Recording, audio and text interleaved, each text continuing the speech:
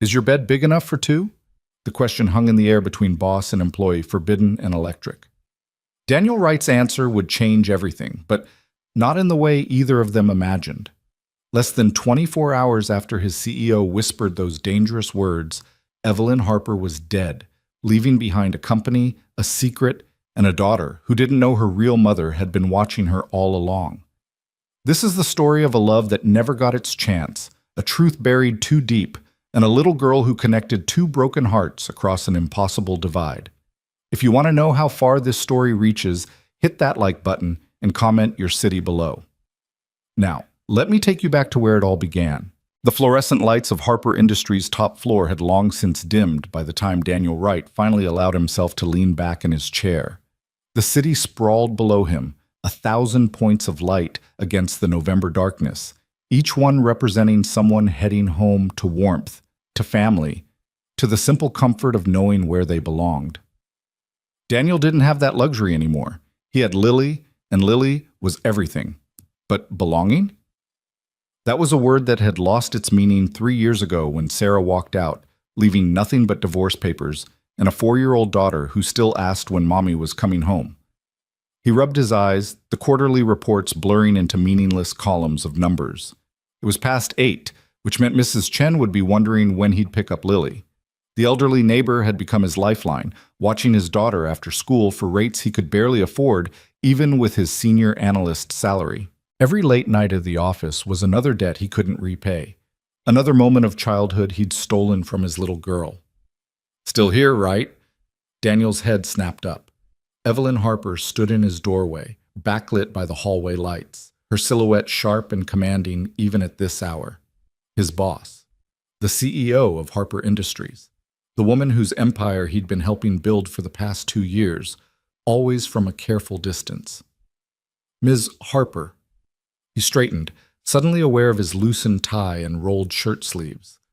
I didn't realize you were still in the building. I could say the same. She stepped into his office, and the overhead lights caught the silver threading through her dark hair, the fine lines around her eyes that somehow made her more striking rather than less.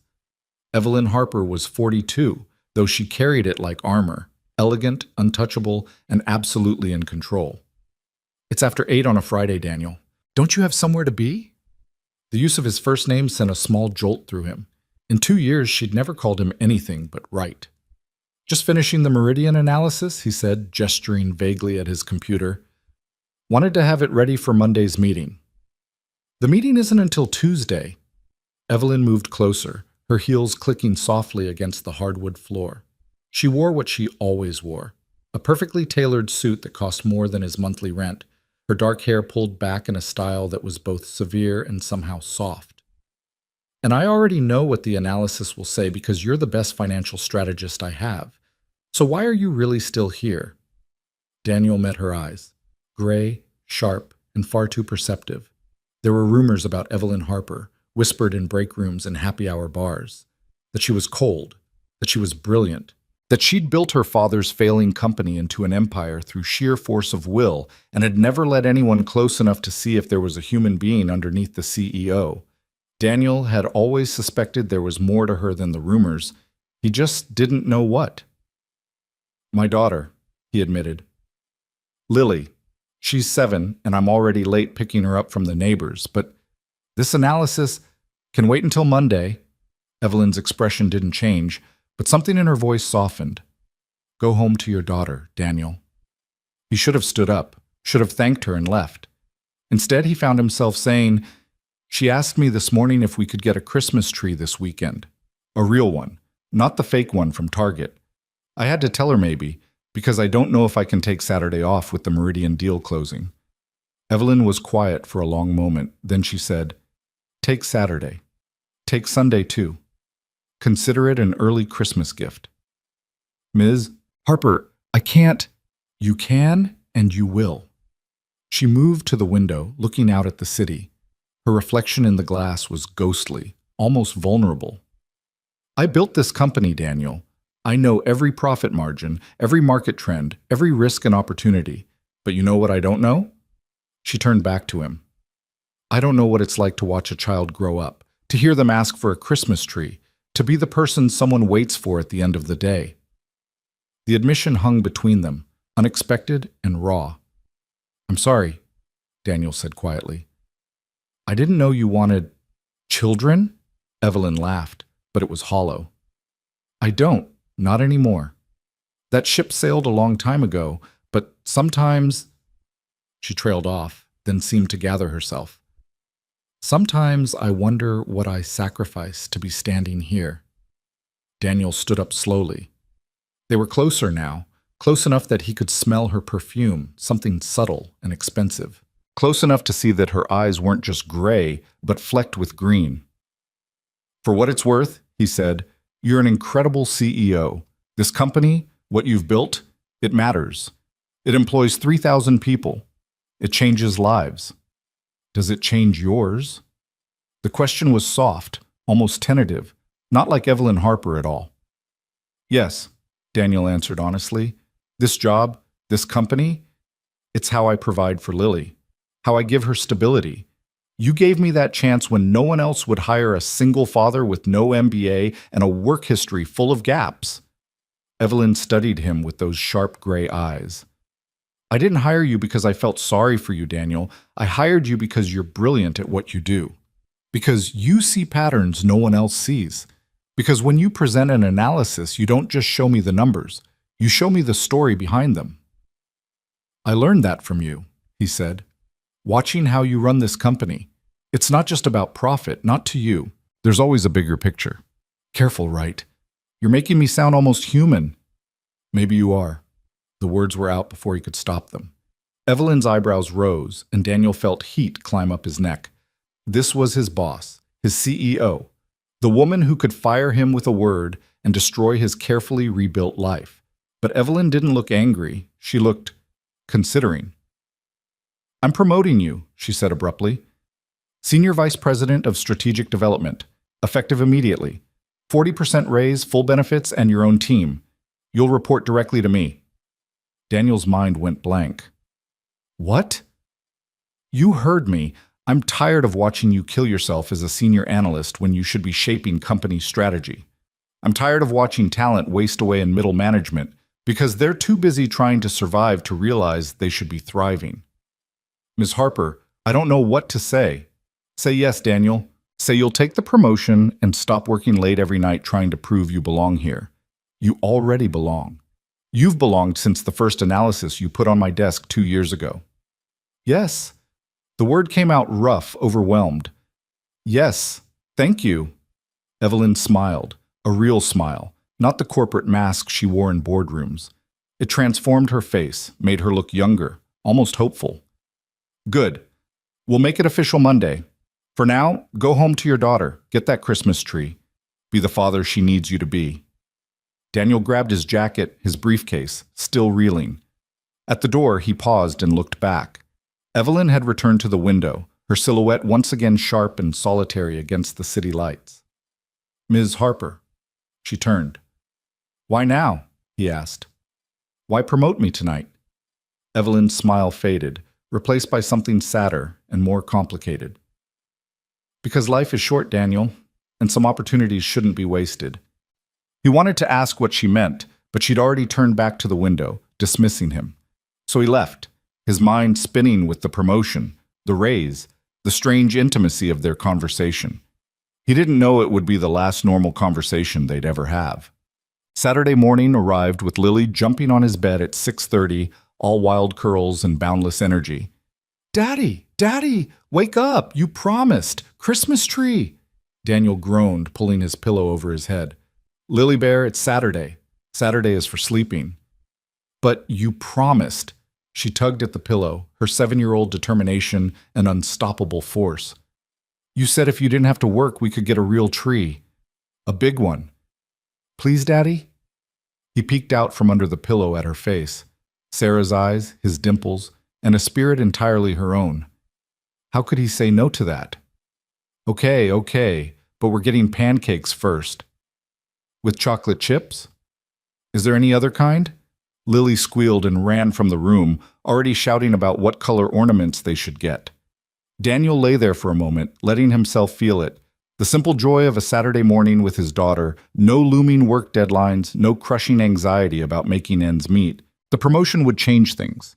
Not overnight, but enough. Maybe they could move to a better apartment, one where Lily could have her own room instead of the tiny alcove he'd created with curtains. Maybe he could finally hire a proper nanny instead of relying on Mrs. Chen's kindness. Maybe he could breathe. His phone buzzed on the nightstand. A text from an unknown number. "Enjoy your weekend, Daniel. You've earned it." E.H.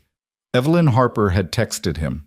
His CEO had his personal number and was checking in on his Saturday morning. That was unexpected. He typed back, "Getting a Christmas tree. Lily's already chosen one twice her height." The response came quickly.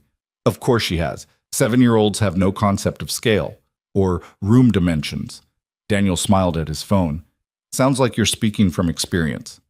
There was a longer pause this time, then different kind of experience. "But yes, enjoy your tree hunt." He should have left it there. Should have put his phone down and focused on his daughter. Instead, he wrote, "Thank you for the promotion, for last night, for seeing me." The typing indicator appeared and disappeared 3 times. Finally, "You were never invisible, Daniel. I just didn't let myself look too closely." Before he could parse that, Lily was back, dragging him toward the kitchen. "Daddy, come on!" The tree lot was a winter wonderland of pine and possibility. Lily ran from tree to tree, her breath misting in the cold air, declaring each one perfect before finding another even more perfect. Daniel followed behind, content to let her explore, his hands shoved deep in his jacket pockets. "This one," Lily finally declared, throwing her arms around a Douglas fir that was indeed twice her height. "It smells like Christmas." "It's pretty big, Lily Bear. I don't know if it'll fit in our apartment." "It'll fit. We'll make it fit. Please, Daddy?" The tree lot attendant, a college kid with a Santa hat, grinned. "She's got good taste. That's our finest Douglas fir." "Of course it is," Daniel muttered, already pulling out his wallet. Between the tree and the ornaments Lily had her heart set on, there went half his grocery budget. But the promotion started Monday, he reminded himself. They could afford Christmas this year. As the attendant tied the tree to the roof of his ancient Honda, Daniel's phone buzzed again. Did she choose the biggest tree they had? He laughed out loud, earning a curious look from Lily. "How did you know? Lucky guess. Or maybe I remember being 7 and thinking bigger was always better." Daniel hesitated, then typed, "What were you like at 7? The response took longer this time. Stubborn, lonely, already learning that wanting things too much meant losing them.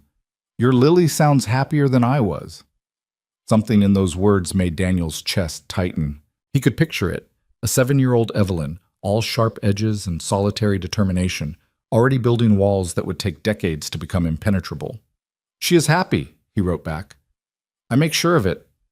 I know, it's one of the reasons I promoted you. Anyone who loves that fiercely deserves the resources to do it well." Daniel stared at his phone, trying to understand the woman on the other end, his CEO, his boss, the person who'd just handed him a future he'd barely dared to dream about. "Daddy, can we get hot chocolate?" Lily tugged at his sleeve. "With extra marshmallows?" "Sure thing, Lily Bear." As they drove home, the enormous tree protruding from his trunk, Lily chattering about ornament placement strategy, Daniel felt something he hadn't felt in years. Hope. Maybe things were finally turning around. Maybe the universe was finally done kicking him while he was down. He had no idea how wrong he was. Sunday evening, Daniel was wrestling the tree into its stand while Lily supervised from the couch when his phone rang. Unknown number. "Hello?" "Daniel, it's Evelyn." Her voice was different, tight, controlled. "I need a favor." He straightened up, pine needles in his hair. "Of course. What do you need?" "Can you come to the office tonight? I know it's Sunday, I know it's late, but She paused, and when she spoke again, her voice was softer. "I need to tell you something, before tomorrow, before it becomes official." "Is everything okay? Is it about the promotion?" "No, yes, I don't know." She laughed, but it sounded fragile. "Please, Daniel, it's important." He looked at Lily, who was arranging ornaments in careful rows on the coffee table. I need to get someone to watch my daughter. Bring her. The words came out quickly. Bring Lily. There's no one else here. She can play in the executive lounge. There's a TV, snacks. It'll be fine. That was strange. Evelyn Harper, who'd built her empire on sharp boundaries and professional distance, was inviting his 7-year-old daughter to the office on a Sunday night. Evelyn, what's going on? I just need to see you, please. The vulnerability in her voice decided him. Okay, we'll be there in 30 minutes. The Harper Industries building was eerily empty on Sunday night, just the night security guard who waved them through. Lily held Daniel's hand as they took the elevator to the top floor, her eyes wide. Is this where you work, Daddy? This is where I work. It's so fancy. Evelyn was waiting in her office, and Daniel felt a shock seeing her there. She wasn't wearing one of her usual power suits. Instead, she wore jeans and a soft sweater, her hair down around her shoulders. She looked younger, more human, almost nervous. Hi, she said, her eyes moving to Lily. You must be Lily. Lily, suddenly shy, pressed against Daniel's leg. Hello? I'm Evelyn. Your dad works for me. Though soon he'll be working with me, which is different and much better. She smiled, and it was warm, genuine. I heard you got a Christmas tree this weekend. Lily perked up. The biggest one. It touches the ceiling. I bet it's beautiful. We haven't decorated it yet. Daddy has to fix the lights first because they're all tangled. Lights are always tangled, Evelyn agreed solemnly. It's a law of physics. Would you like to watch something while your dad and I talk? I have a whole room with a big TV and probably terrible snacks I keep forgetting to replace. She led them to the executive lounge, and Lily's eyes went huge at the enormous television and the basket of candy bars and chips. Within minutes, she was settled with an animated movie and enough sugar to fuel a rocket launch. Back in Evelyn's office, Daniel closed the door and turned to face her. What's going on? Evelyn stood by her window, that familiar position, looking out at the dark city. I wanted to apologize for Friday night, for being too personal, for blurring lines that should stay clear. You didn't. I did. She turned to face him. I told you things I had no business telling you. I made you uncomfortable. I made comments about your personal life that weren't appropriate. Evelyn, you were fine. You were being human. You promoted me because I earned it, not because of anything that was said. I know, but I still wanted to apologize, and I wanted to tell you something else. She took a breath. After my father died and left me this company, I made a promise to myself I would never let anyone get close. I would never let emotion cloud judgment. I would never let the company become about anything other than success. That sounds lonely. It was. It is. She smiled sadly, but it kept me safe. It kept me focused, and it worked. The company quadrupled in value. We became an industry leader. I became the person my father always wanted me to be. But then you showed up 2 years ago with your resume and your gaps in employment and your honest answer when I asked why you needed this job. You said, because my daughter deserves a father who can provide for her, and I'll be damned if I let her down twice. Do you remember that? Daniel nodded slowly. I thought I'd blown the interview. You got the job because of it, because I saw someone who gave a damn about something other than themselves. And I've been watching you for 2 years, Daniel, watching you work yourself to death for a little girl who adores you, watching you be the kind of parent I never had, the kind of parent I never got to be. The last words came out barely above a whisper. Evelyn. Daniel moved closer. What aren't you telling me? She met his eyes, and hers were bright with unshed tears. I had a daughter once, 25 years ago. I was 17, alone, and terrified. I gave her up for adoption because I had no choice. And I've spent every day since then wondering where she is, what she looks like, if she's happy, if she ever thinks about the mother who wasn't brave enough to keep her. The confession hit Daniel like a physical blow. I had no idea. No one does. It's not exactly something you put in a corporate biography. She wiped at her eyes angrily. But watching you with Lily, seeing the way you love her so fiercely, so completely, it makes me ache for what I lost, what I gave away. You didn't give her away, Daniel said firmly. You made an impossible choice at 17. That's not the same thing. Isn't it? Evelyn's voice broke.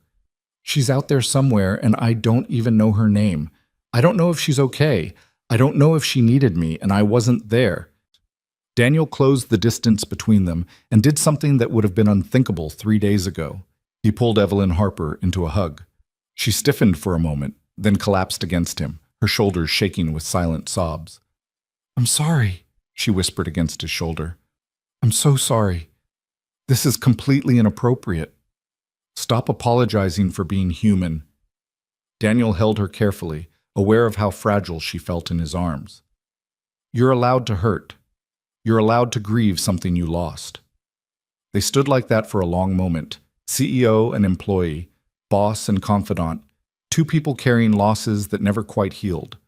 When Evelyn finally pulled back, her mascara was smudged and her eyes were red, but she looked more real than Daniel had ever seen her.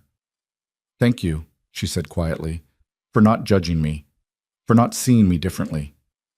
"I do see you differently," Daniel admitted, "but not worse. Better. More complete." Evelyn laughed wetly. "You're good at this, you know. The emotional intelligence thing. It's why you're wasted in pure finance." "Is that why the promotion is strategic development? So I can use my feelings in corporate planning?" "Something like that." She wiped her eyes and attempted to fix her hair. "I should let you go. Lily's probably wondering where you are." "Evelyn," Daniel caught her hand. "Thank you for trusting me with this. For being honest." She looked down at their joined hands, then up at his face. "Daniel, can I ask you something?"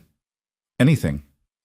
"That question I asked Friday, about your bed being big enough for two, that was completely out of line, and It wasn't," Daniel interrupted. "It surprised me, but it wasn't out of line." "Then can I ask it again? Differently?" She took a breath. "If circumstances were different, if I weren't your boss and you weren't rebuilding your life, and neither of us had complications that make relationships impossible, would you want to know me? The real me, not just the CEO?" Daniel's heart kicked against his ribs. This was dangerous territory. This was his boss, his promotion, his daughter's stability, all balanced on the edge of a question he didn't know how to answer. But Evelyn was looking at him with those gray-green eyes, vulnerable and honest and achingly hopeful, and Daniel found himself answering with the truth. "Yes," he said simply. "I would want to know you. I already do want to know you. But the complications are still there. I have Lily. You have the company. I'm about to become your SVP, which means there are power dynamics and HR policies and 100 reasons why this is a terrible idea." "I know," Evelyn smiled sadly. "I know all of that. But if I've learned anything in 42 years, it's that some connections are rare. Some people come into your life and make you remember what it feels like to be seen, to be known." "Is that what this is?" "I don't know. Maybe. Probably." She squeezed his hand once, then let go. "Or maybe I'm just lonely and you're kind and I'm projecting decades of regret onto the first person who's treated me like a human being in years." "You're not that," Daniel said firmly. "You're brilliant and strong and you've built something incredible.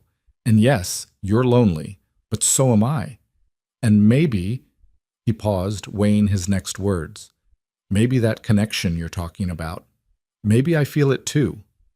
The air between them felt electric, charged with possibility and danger in equal measure. "We can't," Evelyn said, but she didn't move away. "I know. It would be completely inappropriate." "Absolutely. We'd both regret it." "Probably." They stood there, inches apart, both of them aware they were standing on the edge of something that could ruin everything they'd built. "Daddy?" They sprang apart like teenagers caught by a parent. Lily stood in the doorway, rubbing her eyes. "The movie's over. Can we go home now?" "Yes, sweetheart. Absolutely." Daniel crossed to his daughter, hyper-aware of Evelyn watching them. "Did you have fun?" "Uh-huh. Miss Evelyn has good snacks." Lily looked up at Evelyn shyly. "Thank you for the candy." "You're very welcome." Evelyn crouched down to Lily's level. "Your dad tells me you're quite the Christmas tree expert." Lily giggled. "I just like Christmas." "Me too," Evelyn said softly. "It's the most magical time of year."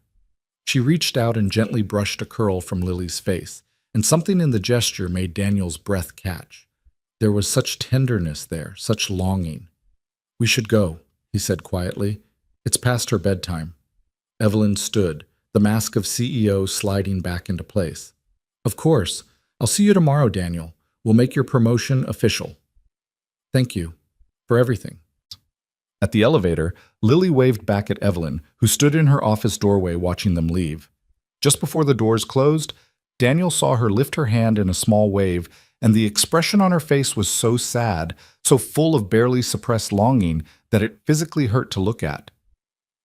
"Daddy?" Lily said as they descended. "Is Miss Evelyn lonely?" "What makes you ask that?" "She looked sad when she looked at us." Lily leaned against him sleepily. "She needs a family, I think." Out of the mouths of babes, Daniel thought. "Maybe she does, Lily Bear." "Could we be her family?" The question was innocent, simple in the way only a 7-year-old could be. Daniel had no answer that wouldn't be complicated, so he just kissed the top of her head and said, "Maybe someday." He had no idea how prophetic those words would be. Monday morning, Daniel arrived at the office to chaos. Police cars, ambulances, employees clustered outside the building, crying and talking in hushed, frantic voices. Daniel grabbed the first person he recognized, Linda from accounting. "What happened?" Linda's face was pale, her eyes red. "It's Ms. Harper. Daniel, she collapsed in her office early this morning. They think it was a stroke or an aneurysm or something. Her voice broke. "They're saying she didn't make it." The world tilted sideways. "What?" "I'm so sorry. I know you worked closely with her. They're saying she was here all night. Security found her at 5 a.m. when he did his rounds." Daniel's ears were ringing. "That's not possible. I saw her last night. She was fine. She was fine. She'd been fine. Sad but fine. Human but fine. And now she was dead." "They're asking senior leadership to gather in the conference room," Linda was saying. "You're SVP now, so they'll probably need you." Daniel moved through the rest of that morning in a daze. The conference room, the board members with their grave faces. The announcement that Evelyn Harper, CEO and visionary, had died suddenly at 42 years old. Suspected aneurysm. No warning, no chance. Someone, the CFO maybe, said something about interim leadership and continuity and making sure clients knew the company was stable. Daniel heard none of it. He could only see Evelyn standing in her office, tears on her face, asking him if he'd want to know her if circumstances were different. "Yes," he'd said. "I would want to know you." Now he never would. His phone buzzed during the meeting, a notification from the company email system. He almost ignored it, but something made him look. Message from Evelyn Harper, scheduled for delivery. With shaking hands, Daniel opened it. "Daniel, if you're reading this, something went wrong. I have a condition, a cerebral cavernous malformation they found 2 years ago. Surgery is too risky, and medication can only do so much. My doctors say I could live 20 more years or collapse tomorrow. I've been preparing for tomorrow. There are things I need you to know, things I should have told you last night but didn't have the courage for. My lawyer has instructions to deliver a package to your address. Please read it. Please understand. And please take care of my legacy, both the company and something more important. You asked me once what I sacrificed to be standing here. The answer is everything, Daniel. But in the last 2 years, watching you with your daughter, I've realized some of what I lost might not be lost after all. Thank you for seeing me, for making my last months less lonely, for reminding me what it felt like to hope. Take care of Lily. She's lucky to have you." With more affection than I ever got to show, Evelyn Daniel read the email 3 times, his vision blurring. She'd known. She'd known she might die at any moment, and she'd spent Sunday night telling him about her daughter, about her loneliness, about the connection between them that neither of them could act on. She'd asked him if his bed was big enough for 2, and he'd said only if she was beside him, and now she never would be. The lawyer's package arrived that evening, delivered by courier to his apartment. Inside was a sealed letter addressed to Daniel in Evelyn's precise handwriting, along with a smaller sealed envelope marked "For Lily, when she's old enough to understand." Daniel waited until Lily was asleep, then opened his letter with trembling hands. The words inside would shatter his world and rebuild it in ways he couldn't begin to imagine. Daniel, you're going to think I'm crazy.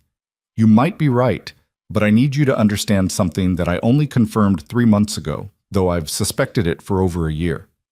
Lily is my daughter. Not figuratively, not emotionally, biologically. The daughter I gave up for adoption 25 years ago gave birth to Lily 7 years ago, then died in a car accident when Lily was 3 months old.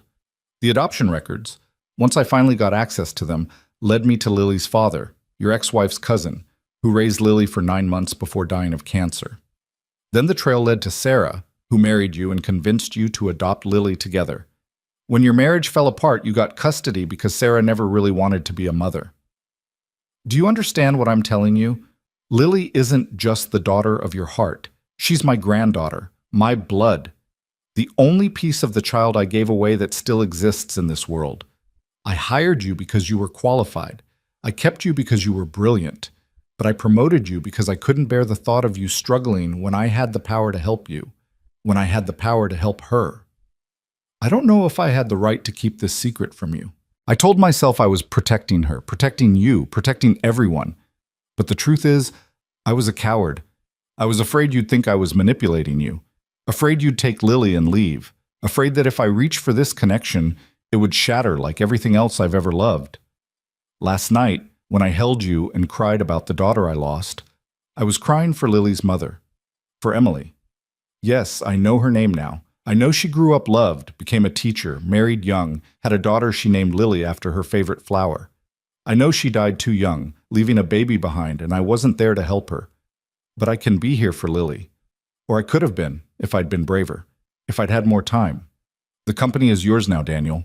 The board will appoint you interim CEO. I've already arranged it. You have the vision and the heart to run Harper Industries the way it should be run. But more importantly, you have Lily. Take care of her. Love her the way I never got to love her mother. And someday, when she's old enough, give her the letter I've enclosed. Let her know that her grandmother watched over her, even if she never knew it. Let her know she was wanted, loved, seen. And Daniel, that question I asked you, about whether you'd want to know me if things were different. Your answer meant more to me than you'll ever understand. It meant I didn't spend my entire life invisible. It meant I was seen just once by someone who mattered. Thank you for that gift, and I'm sorry I don't get to explore what we might have been. All my love, Evelyn. Daniel dropped the letter, his hand shaking so hard he could barely hold it. This wasn't possible. This couldn't be real. But he knew it was. Knew it with a certainty that made his chest ache. Lily was Evelyn's granddaughter. The promotion, the kindness, the way Evelyn had looked at his daughter with such longing. It all made horrible, perfect sense. And Evelyn had died knowing this truth, carrying it alone, too afraid to share it, even as she stood in her office, wanting to reach out and not knowing how. Daniel walked to Lily's alcove and looked down at his sleeping daughter. Her curls spread across her pillow, her small chest rising and falling with peaceful breath. His Lily bear, his whole world, Evelyn's granddaughter. He thought about the letter in the other envelope, the one meant for Lily when she was old enough. The words of a grandmother who'd never gotten to be one. He thought about Evelyn standing in her office saying, "Some connections are rare." She'd been talking about Lily all along. Daniel sank down on the edge of the bed and let himself cry. For Evelyn, for Emily, for all the lost chances and broken connections. For a love story that never got to start because time ran out too soon. But most of all, he cried for Lily, who'd been watched over by a grandmother she'd never know, who'd been loved from a distance by a woman who'd given up everything to build an empire, but never stopped wondering about the daughter she'd lost. "I promise," he whispered to his sleeping daughter, to Evelyn's ghost, to the universe that had brought them together too late. "I promise I'll take care of her. I promise I'll tell her she was wanted. I promise she'll never doubt she was loved." It was the only promise he had left to give, and it was the promise that would shape everything that came after. The funeral was held on a gray Thursday that felt like the world itself was mourning. Daniel stood at the back of the cathedral, Lily's small hand clutched in his, and watched as 3,000 employees, countless business partners, and a who's who of the corporate world filed in to pay their respects to a woman most of them had never really known. The eulogy was delivered by the board chairman, a silver-haired man named Richard Castellane, who spoke eloquently about Evelyn's vision, her brilliance, her transformation of Harper Industries from a struggling manufacturing company into a diversified empire. He talked about quarterly earnings and market share and revolutionary business strategies. He made her sound like a force of nature, untouchable and unknowable. He never mentioned that she'd been lonely, that she'd cried in Daniel's arms 4 days before her death, that she'd given up a daughter and spent 25 years looking for her, that she'd watched her granddaughter from a distance, loving her in secret, too afraid to reach out. "Daddy, why are you sad?" Lily whispered, tugging at his hand. Daniel looked down at his daughter, at Evelyn's granddaughter, and felt the weight of secrets pressing down on him. "Miss Evelyn was important to me, Lily Bear. I'm going to miss her." "Will she have Christmas in heaven?"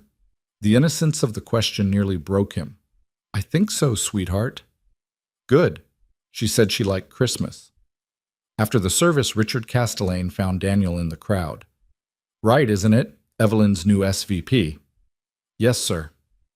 "The board needs to meet with you tomorrow morning, 9 sharp. There are matters to discuss regarding interim leadership and the transition plan."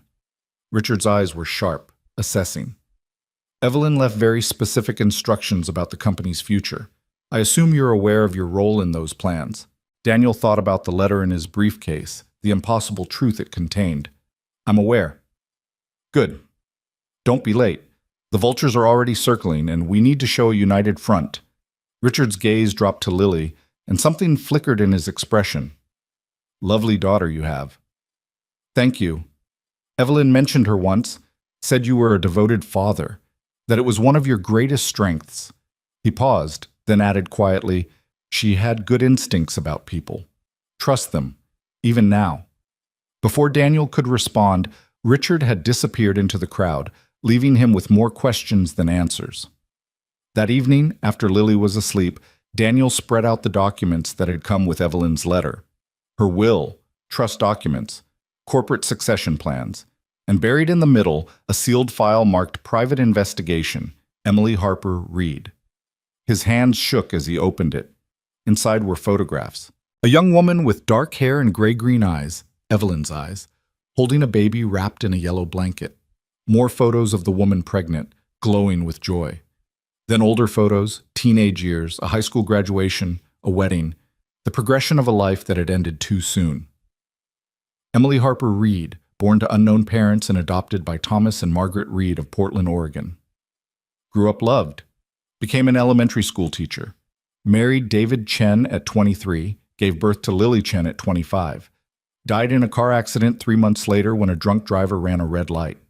Daniel traced the photos with his finger, seeing pieces of Lily and Emily's smile, in the way she tilted her head, in her hands. His daughter looked like her mother, who looked like Evelyn, creating a chain of connection that spanned generations. There were adoption records too, heavily redacted but painstakingly reconstructed.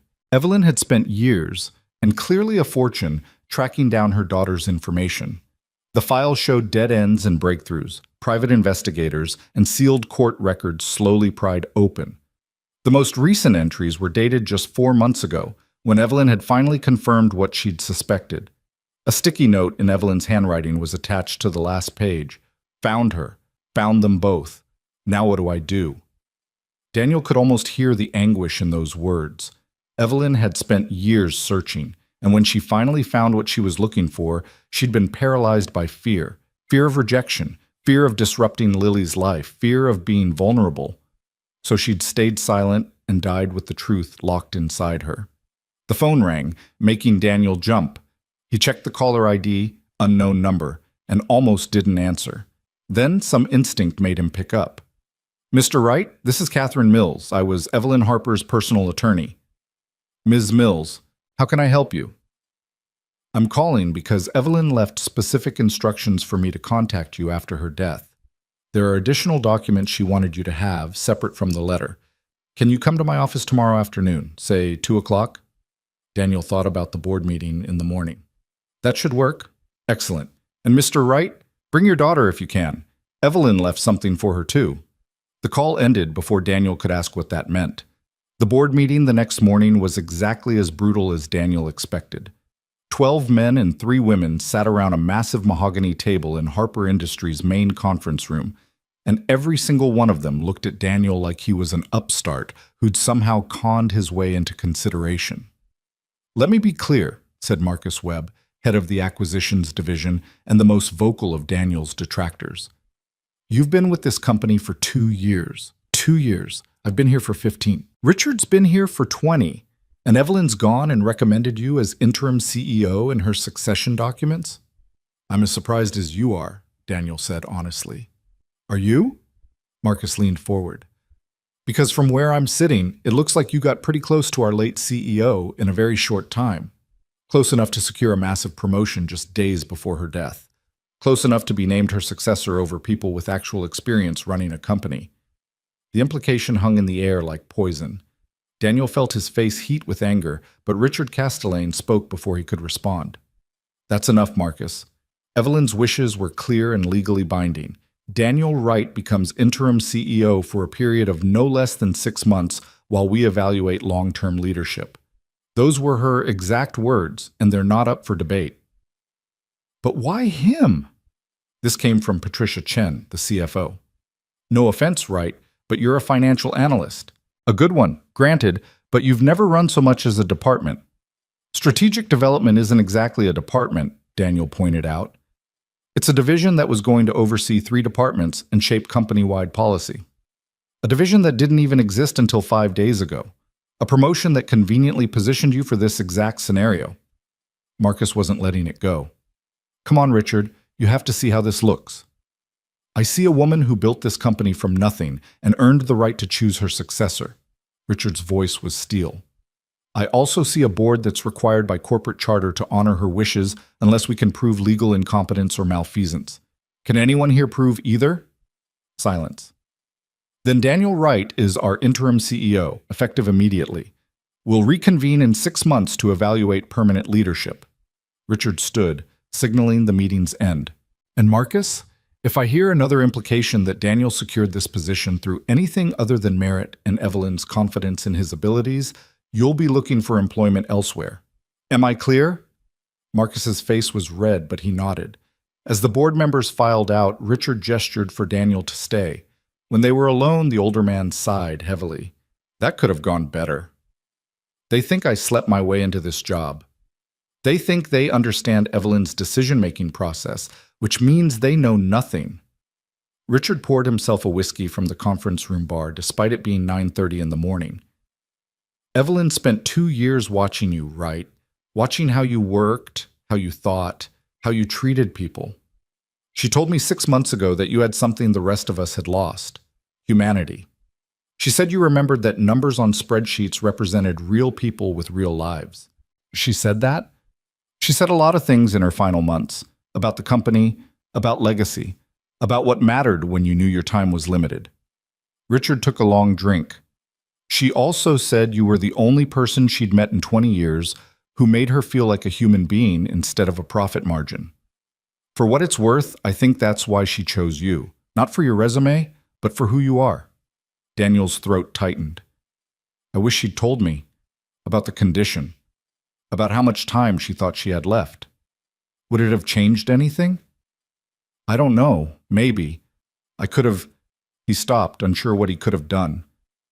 "I could have told her that the connection wasn't just in her head. That I felt it too." Richard studied him for a long moment. "She knew, right? Trust me. She knew." At 2 o'clock, Daniel and Lily sat in Catherine Mill's elegant downtown office, surrounded by mahogany furniture and leather-bound law books. The attorney was a woman in her 60s with kind eyes and a professional demeanor that somehow managed to be warm. "Thank you for coming," she said, shaking Daniel's hand before crouching down to Lily's level. "And you must be Lily. Your grandmother left something very special for you." Lily looked confused. "My grandma's in Florida." Catherine glanced at Daniel, who nodded slightly. "A different grandmother, sweetheart. Someone who cared about you very much." She opened a locked drawer and pulled out a small wooden box inlaid with mother of pearl. "Evelyn wanted you to have this when you were old enough to appreciate it. Your father will keep it safe until then." Inside the box was a gold locket on a delicate chain. Catherine opened it to reveal two tiny photographs, one of Emily as a young woman and one of Lily at her school picture day from last year. "How did she get that?" Daniel asked, his voice rough. Evelyn had her ways. She wanted Lily to know that someone was watching over her, even if that someone couldn't be present. Catherine handed Lily a sealed envelope. "And this is a letter for you, to be opened on your 18th birthday. Your father will keep it safe." Lily held the envelope carefully, reverently. "What does it say?" "I don't know, sweetheart, but I think it will be very important to you someday." Catherine turned to Daniel and produced a thick manila folder. "And for you, Mr. Wright, Evelyn's complete estate plan. She's left the majority of her personal assets in trust for Lily, to be distributed when she turns 25. You're named as trustee and guardian with full authority to make decisions in Lily's best interest." Daniel stared at the folder. "That's not necessary. I can provide for Lily.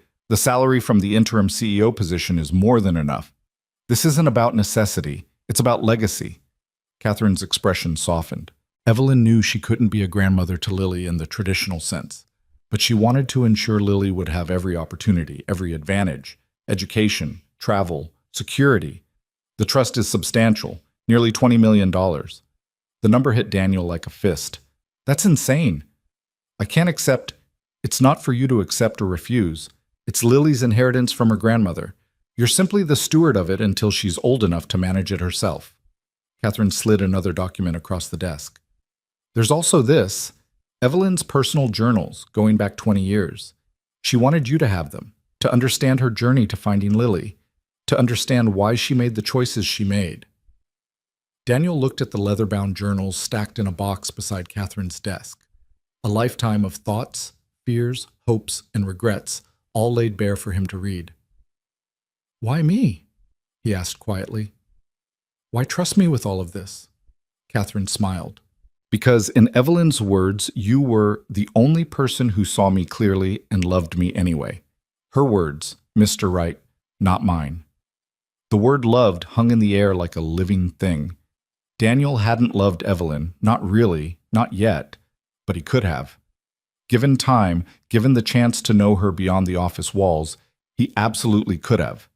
And somehow, Evelyn had known that too.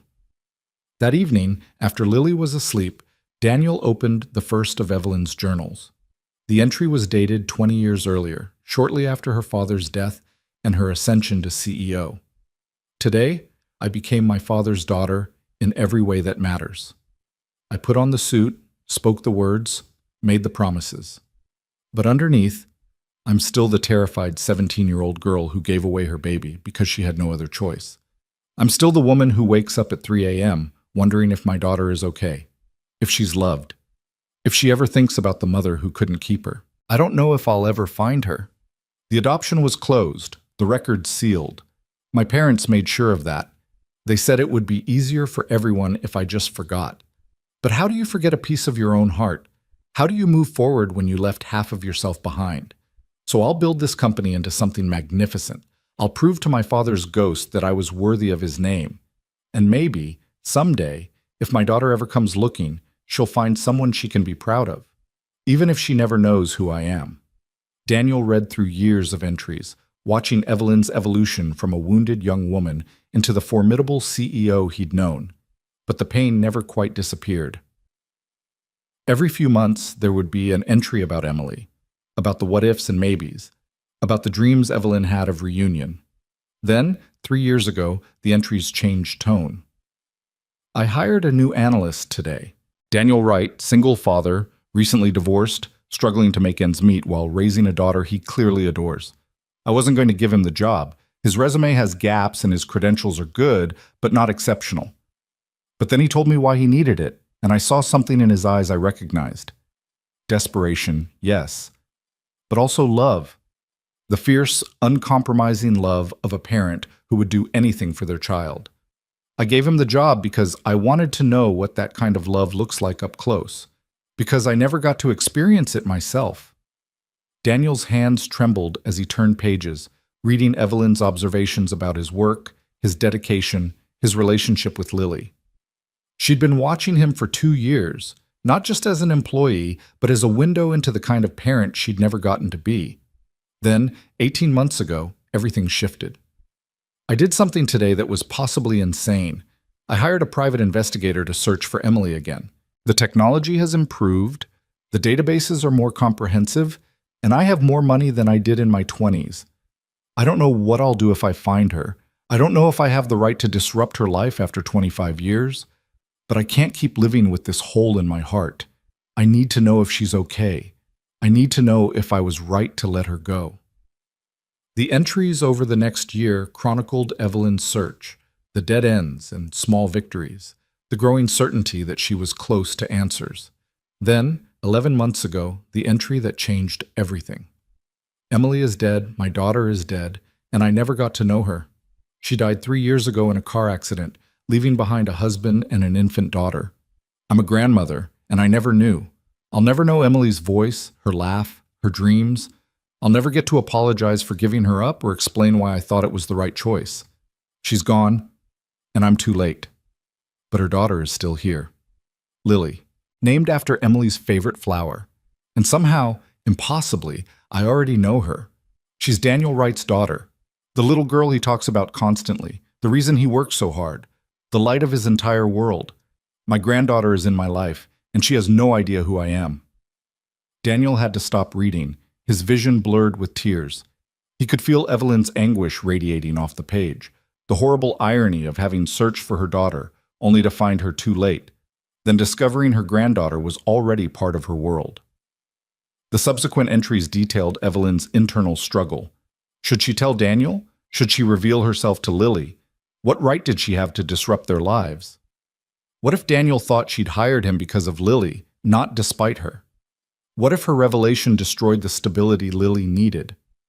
I watched Daniel with Lily, and I see everything I should have been: patient, present, wholly devoted.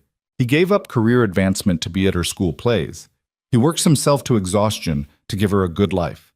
He's exactly the kind of parent I wish I could have been to Emily. So how can I disrupt that? How can I insert myself into their lives and risk destabilizing the only family Lily's ever really known? Daniel already lost one partner. Lily already lost her biological mother. I won't be the next person who leaves them broken. But God, it hurts. It hurts to see Lily and not be able to tell her. It hurts to watch Daniel struggle when I could help, not as an employer, but as family. It hurts to be so close to the connection I've craved my entire adult life and know I can never reach for it. 3 months ago, Evelyn's entries took on new urgency. The doctors say my condition is worsening. The medication isn't working as well. I might have years, or I might have weeks. There's no way to know until it happens. I need to make arrangements. I need to protect Lily and Daniel. If I die without telling them the truth, they'll never understand why I promoted him, why I left Lily a trust fund, why any of this matters. They'll think I was manipulating them or playing some kind of corporate game. But if I tell them now, while I'm alive, I risk everything. Daniel might think I only hired him because of Lily. He might question every promotion, every kind word, every moment we've shared. And I can't bear the thought of him looking at me with suspicion instead of the warmth I've come to crave. So I'll write it all down. I'll leave letters, instructions, explanations. I'll give them the truth after I'm gone, when it can't hurt anyone anymore. When Daniel can read my words and understand that, yes, I kept secrets, but they came from love, not manipulation. When Lily can grow up knowing she had a grandmother who watched over her even if she couldn't be present. It's cowardice, probably. But it's the best I can do. The final entry was dated 6 days ago, the Sunday before Evelyn died. I almost told him tonight. Daniel came to the office with Lily, and I held my granddaughter's hand, and I was so close to saying the words, "She's mine. She's Emily's. We're family." But then I looked at Daniel's face, at the trust there, at the connection building between us, and I couldn't do it. I couldn't risk tainting that connection with the revelation that I've been keeping this massive secret for months. What if he never forgave me? What if he took Lily and left, and I spent my final days knowing I'd destroyed the only real relationship I'd built in years? So I told him about Emily without telling him about Lily. I cried on his shoulder and let him comfort me, and when he asked if I'd want to know him if circumstances were different, I almost laughed. Circumstances are already impossible. I'm his boss, his granddaughter's employer, a woman with a ticking time bomb in her brain who's been lying by omission for months. But I told him yes anyway. Yes, I'd want to know him. Yes, I feel the connection too. Yes, if the world were different, I'd take that chance. I think he would too. And that's the worst part. Knowing that in another timeline, another universe, we might have had something real. We might have been a family, not by blood, but by choice. I might have gotten to be Lily's grandmother, openly and honestly, with Daniel beside me, understanding and forgiving. But that's not this timeline. This is the one where I'm too broken, too scared, too late. This is the one where I'll die with the truth locked inside me and hope that my letters explain what my living voice never could. If I'm lucky, Daniel will forgive me. If I'm very lucky, Lily will someday understand. And if there's any justice in the universe, they'll both know that every choice I made out of love. Imperfect, cowardly, too late love. But love nonetheless. Tomorrow, I'll make my promotion of Daniel official. I'll set the succession plan in motion. I'll make sure that when I'm gone, they're both protected, financially, professionally, emotionally. It's the last gift I can give them, and I pray it's enough. There were no more entries after that. Daniel closed the journal and sat in the dark living room, tears streaming down his face. Evelyn had loved them, both of them, in the only way she knew how. From a distance, through actions instead of words, protecting them even as she denied herself the connection she desperately wanted. She died knowing Daniel could have loved her back, died knowing Lily was her granddaughter, died with the words unsaid because she was too afraid of losing what little she had. I forgive you, Daniel whispered to the empty room, to Evelyn's ghost, to the universe that had brought them together just to tear them apart. I forgive you, and I wish to God you'd told me. I wish we'd had more time. I wish Lily could have known you were her grandmother. I wish so many things that will never happen now. His phone buzzed. Another email, this time from Richard Castellane. Right. Forgot to mention this morning. Evelyn left instructions for her memorial service next month. Private, family only. She specifically named you and Lily as attendees, thought you should know you were on her family list. RC family. Evelyn had claimed them as family in her final instructions, even though only Daniel would ever know why. He walked to Lily's alcove and looked down at his sleeping daughter, at Evelyn's granddaughter. The locket Catherine had given her lay on the nightstand, catching the light from the hallway. Your grandmother loved you, he whispered. She loved you so much she didn't know how to tell you. And I promise, Lily Bear, I promise you'll grow up knowing that. You'll grow up knowing you were wanted, you were watched over, you were cherished by someone who never got to hold you, but held you in her heart anyway. It was a promise he'd made before, standing in this exact spot just days after Evelyn's death. But now it carried new weight, new understanding. Now it wasn't just a promise to a lost woman, but a sacred covenant with family. In the morning, Daniel would return to Harper Industries as interim CEO and face the doubters and the vultures. He'd protect Evelyn's legacy and guide her company with the humanity she'd valued. He'd make decisions that honored her vision while forging his own path forward. But tonight, he was just a father sitting in the dark, grieving a love that never got its chance, and a family that existed only on paper and in secret. Tomorrow he'd be strong. Tonight he let himself break. And in the silence of his apartment, with Lily sleeping peacefully and Evelyn's journals stacked on his coffee table, Daniel Wright understood what Evelyn had written about in her final entry. Love wasn't always perfect. Sometimes it was messy and scared and too late. Sometimes it was expressed through promotions and trust funds and letters left behind. Sometimes it was a CEO watching her granddaughter from a distance and a single father working himself to death, both of them trying to do right by a little girl who connected them in ways they barely understood. It wasn't the love story anyone would choose, but it was theirs, complicated and impossible and achingly real. And somehow, despite everything, it was enough to build something lasting, even if Evelyn never got to see what they'd build in her name. The first 3 months as interim CEO passed in a blur of boardroom battles and late-night strategy sessions. Daniel threw himself into the work with an intensity that surprised even him, driven by a need to prove that Evelyn's faith in him hadn't been misplaced. Every decision he made, every policy he implemented, he measured against a single question. Would this honor what she built? Marcus Webb continued to undermine him at every opportunity, circulating whispers about nepotism and improper relationships. Patricia Chen watched him with skeptical eyes during financial reviews, waiting for him to stumble. But Richard Castellane remained his unexpected ally, running interference with the board and offering guidance when Daniel felt out of his depth.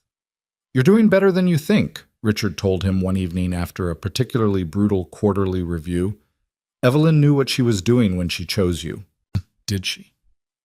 Daniel stared at the city lights through his office window, Evelyn's old office, though he still couldn't think of it as his own. Or did she choose me because I was raising her granddaughter and she couldn't figure out how else to protect us? Richard was quiet for a long moment. "You know, it wasn't a question." Daniel turned to face him. "You knew too. Not until after she died. Catherine Mills showed me the letters, the investigation files.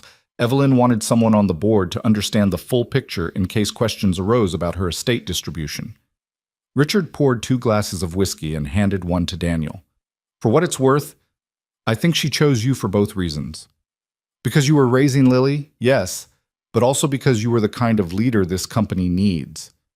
Those things aren't mutually exclusive. The board doesn't see it that way. Half of them think I slept my way into this position, and the other half think I'm a charity case Evelyn felt sorry for. Let them think what they want. In 6 months, they'll vote on permanent leadership.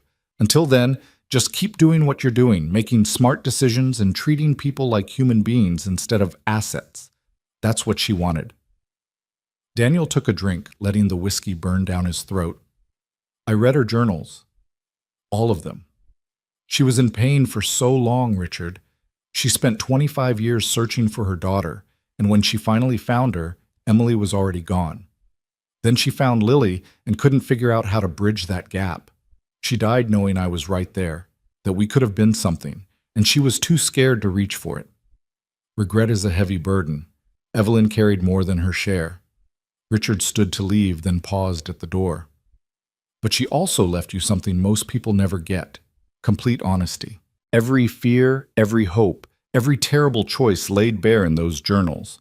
That's a gift, right? Don't waste it by second-guessing her motives. Just honor what she built and take care of that little girl. That's all she wanted."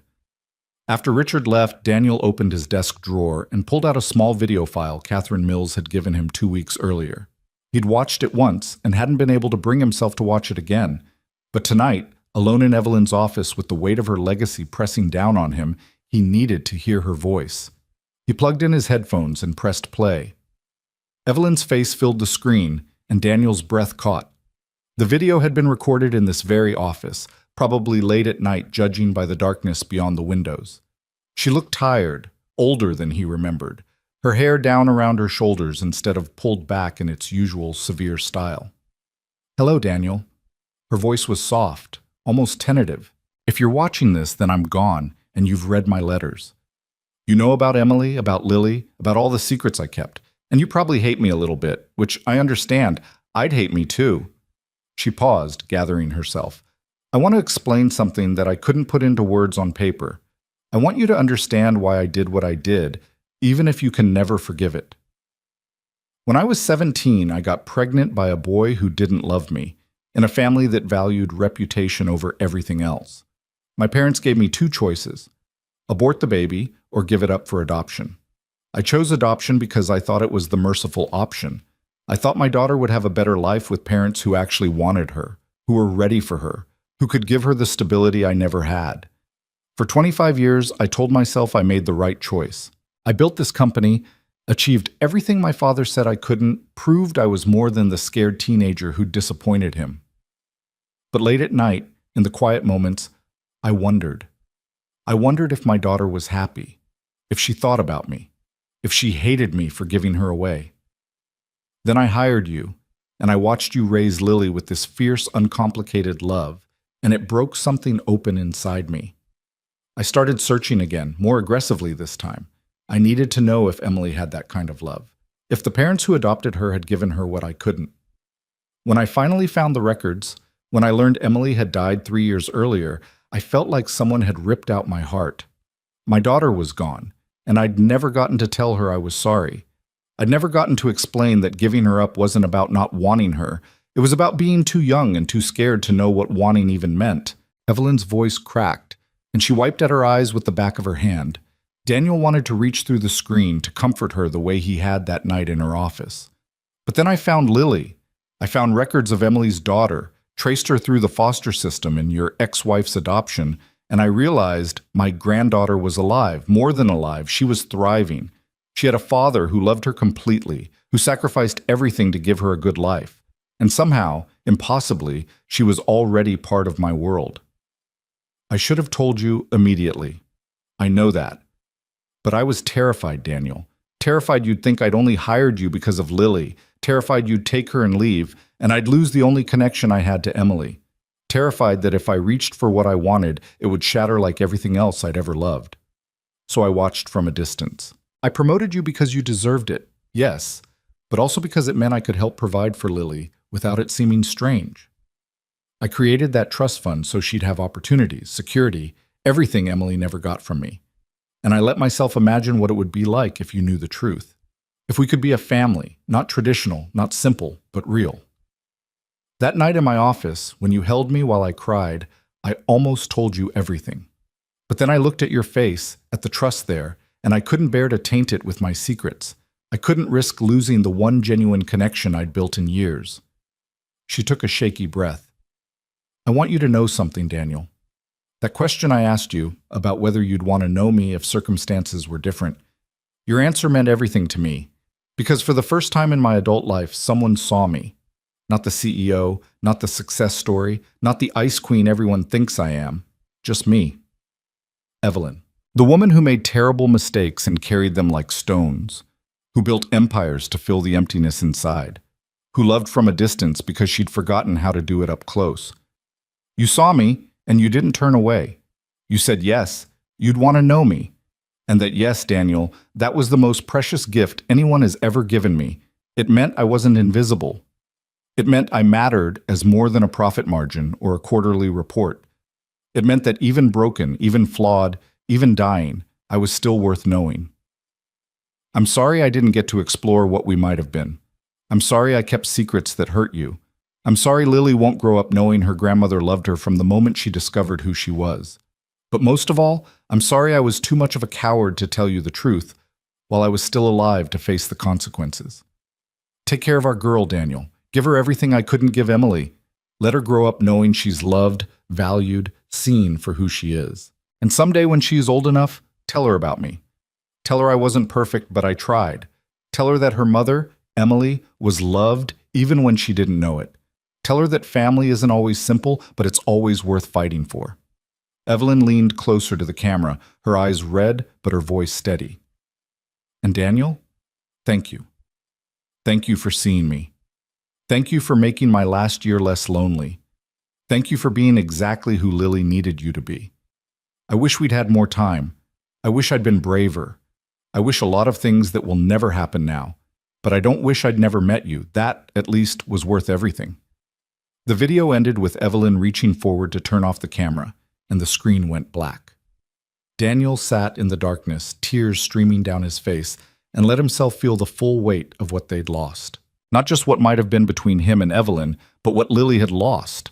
A grandmother who would have adored her, who understood what it meant to be lost and found, who'd spent her life searching for exactly the kind of connection Lily represented. His phone buzzed with a text from Mrs. Chen. Lily's asking when you're coming home. She made you a picture at school today.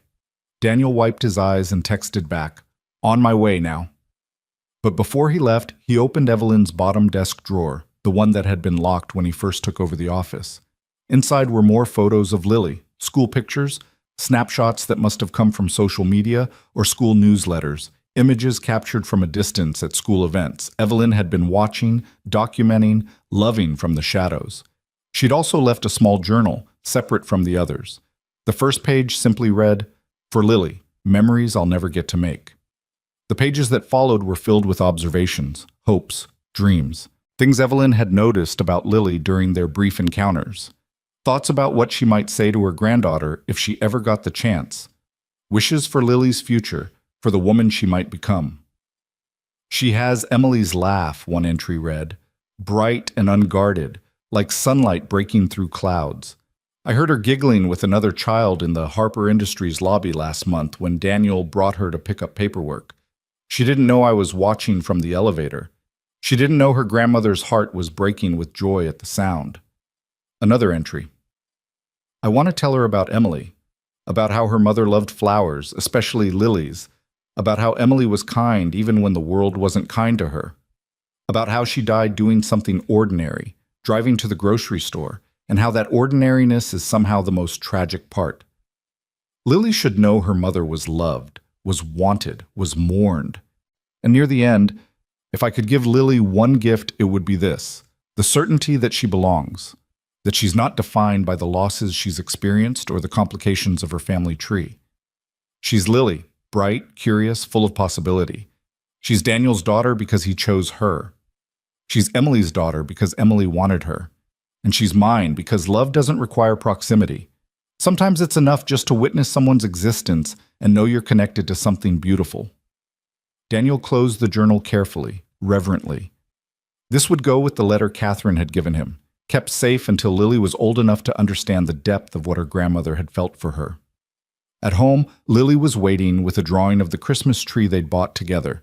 She'd added figures around it, her, Daniel, and a third figure with long dark hair and gray eyes.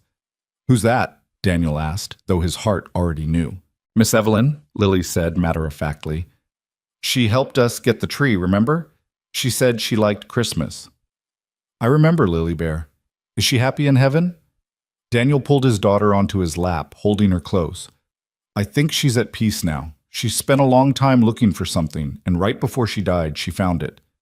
What was she looking for? How could he explain this to a 7-year-old? How could he make her understand that Evelyn had been searching for her, for Emily, for the family she'd lost and the love she'd been denied? "She was looking for someone to love," Daniel said finally, "and she found them. She just didn't get enough time to tell them." Lily considered this solemnly. "That's sad. It is sad. But you know what? The person she was looking for knew they were loved anyway, even without the words." "How?" "Because love isn't just words, Lily Bear. Sometimes it's the things people do for you, the way they take care of you, the way they make sure you're safe and happy even if they can't be there with you." Lily nodded slowly, processing this 7-year-old wisdom. Then she said, "Daddy, when I grow up, can I help people find their families, like Miss Evelyn wanted to find hers?" The question hit Daniel like a thunderbolt, out of the mouths of babes, carrying forward a legacy she didn't even know was hers. "I think that would be a beautiful thing to do," he said, his voice thick with emotion. "I think Miss Evelyn would love that idea." That night, after Lily was asleep, Daniel made a decision. He pulled out his laptop and started drafting a proposal for the Harper Industries board, a new corporate initiative, a foundation dedicated to helping adoptees and birth parents navigate reunion and connection.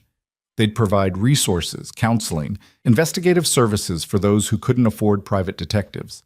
They'd fund DNA databases and legal assistance. They'd do what Evelyn had spent 25 years and a fortune trying to do: reconnect families torn apart by circumstances. They'd call it the Emily Harper Reed Foundation, named after the daughter Evelyn never got to know. It took him 3 weeks to polish the proposal, running numbers and projecting impact, building the case for why a business should invest in this kind of social initiative. When he presented it to the board, Marcus Webb was the first to object. "This is a waste of corporate resources. We're not a charity, right? We're a business. Our shareholders expect returns, not feel-good projects." "Our shareholders expect responsible corporate citizenship," Daniel countered. "And there's a business case here, too. Employee satisfaction increases when companies demonstrate social responsibility. We differentiate ourselves in the market. We attract talent that wants to work for organizations with values beyond profit margins." "This is about Evelyn, isn't it?" Patricia Chen's voice was sharp. "You're trying to memorialize her with some grand gesture instead of focusing on what she actually built. This company." Daniel met her eyes steadily. "Evelyn built this company to mean something. She could have maximized short-term profits. She could have cut benefits and outsourced labor and done all the things that look good on quarterly reports. But she didn't. She built a company that employed people with dignity, that invested in communities, that believed business could be a force for good. This foundation isn't a departure from her vision, it's the fulfillment of it. And it has nothing to do with the fact that Evelyn was adopted. Marcus's tone was mocking. That she spent years searching for her birth family. This isn't about honoring her legacy. It's about you projecting your own issues onto company policy. Daniel felt his temper flare. My issues? You mean like being a single father who adopted a daughter and understands firsthand the complexity of adoptive families? Yes, Marcus, I have personal experience with this. That's not a weakness, it's expertise. I know what these families need because I've lived it. Richard Castellane held up a hand. Enough, both of you. He turned to Daniel. What's the proposed budget? $10 million initially, with plans to scale based on impact metrics. We'd partner with existing adoption registries and advocacy groups to maximize reach. Within 5 years, we project helping reunite over 1,000 families, with indirect impact touching tens of thousands more. And you truly believe this honors Evelyn's memory? Daniel thought about the journals, the video, the small notebook of wishes for Lily. I know it does, because I know things about Evelyn that the rest of you didn't. I know what she cared about beyond profit margins. And I know she'd want this company to stand for something more than quarterly earnings. The room was silent. Then Richard said, I vote yes. $10 million for a pilot program, reviewed in 2 years for continuation or expansion. One by one, the other board members voted. Patricia abstained. Marcus voted no, loudly and with prejudice. But in the end, the foundation was approved by a slim majority. After the meeting, Richard pulled Daniel aside. That was risky. You burned political capital on this. I know, but it matters. To Evelyn or to you? Both, Daniel admitted. Lily asked me last month if she could help people find their families when she grows up. She doesn't even know her own story yet, and she's already carrying forward Evelyn's mission. How could I not support that? Richard studied him for a long moment. Catherine showed you everything, didn't she? The journals, the video, all of it. Yes. And you're still here, still fighting for Evelyn's vision, even though she kept massive secrets from you. She kept those secrets because she was scared of losing what little connection she had. I understand that kind of fear. Daniel's voice was quiet. And maybe I'm fighting for her vision because it's the only way I can tell her I understand. That I forgive her. That I would have loved her if we'd had time. Would have? Richard's eyebrow rose. Or do? Daniel didn't answer. They both knew the truth. The Emily Harper Reed Foundation launched 6 months after Evelyn's death, timed to coincide with what would have been her 43rd birthday. Daniel stood at the podium during the launch event, Lily beside him in a navy blue dress that Evelyn would have loved, and told a carefully edited version of the truth. Evelyn Harper was a private person, he began. She didn't share her personal struggles publicly, but those close to her knew that she carried a profound loss, a separation from family that shaped her entire life. She spent years searching for what she'd lost, and in her final months she found it. But by then, time had run out. This foundation exists because Evelyn believed that no one should have to search alone, that every person deserves the chance to know where they come from, who they're connected to, what their story is. We won't succeed every time. Some families can't or shouldn't be reunited. Some stories end in grief instead of joy. But we'll provide resources, support, and hope to those searching for answers about their own origins, because that's what Evelyn would have wanted. And because somewhere out there, someone is searching for the family they lost, let's help them find their way home. The applause was thunderous. After the speech, dozens of people approached Daniel with their own stories, adoptees searching for birth parents, birth mothers hoping to reconnect with children they'd placed, siblings separated by foster care, families torn apart by circumstances and desperate to rebuild connection. One woman, probably in her 60s, gripped Daniel's hand with tears streaming down her face. I gave up my son 40 years ago. I was 16, scared, and I had no choice. I've been looking for him ever since. This foundation, what you're doing, it's everything I needed and never had. Thank you. Thank you for understanding what it's like to live with that hole in your heart. Daniel thought about Evelyn, about Emily, about the chain of loss that had somehow led to Lily. I hope we can help you find him, he said sincerely. That's what we're here for. As the event wound down, Lily tugged at his sleeve. Daddy, that was good. You sounded like you really meant it. I did mean it, Lily Bear. Would Miss Evelyn have liked it?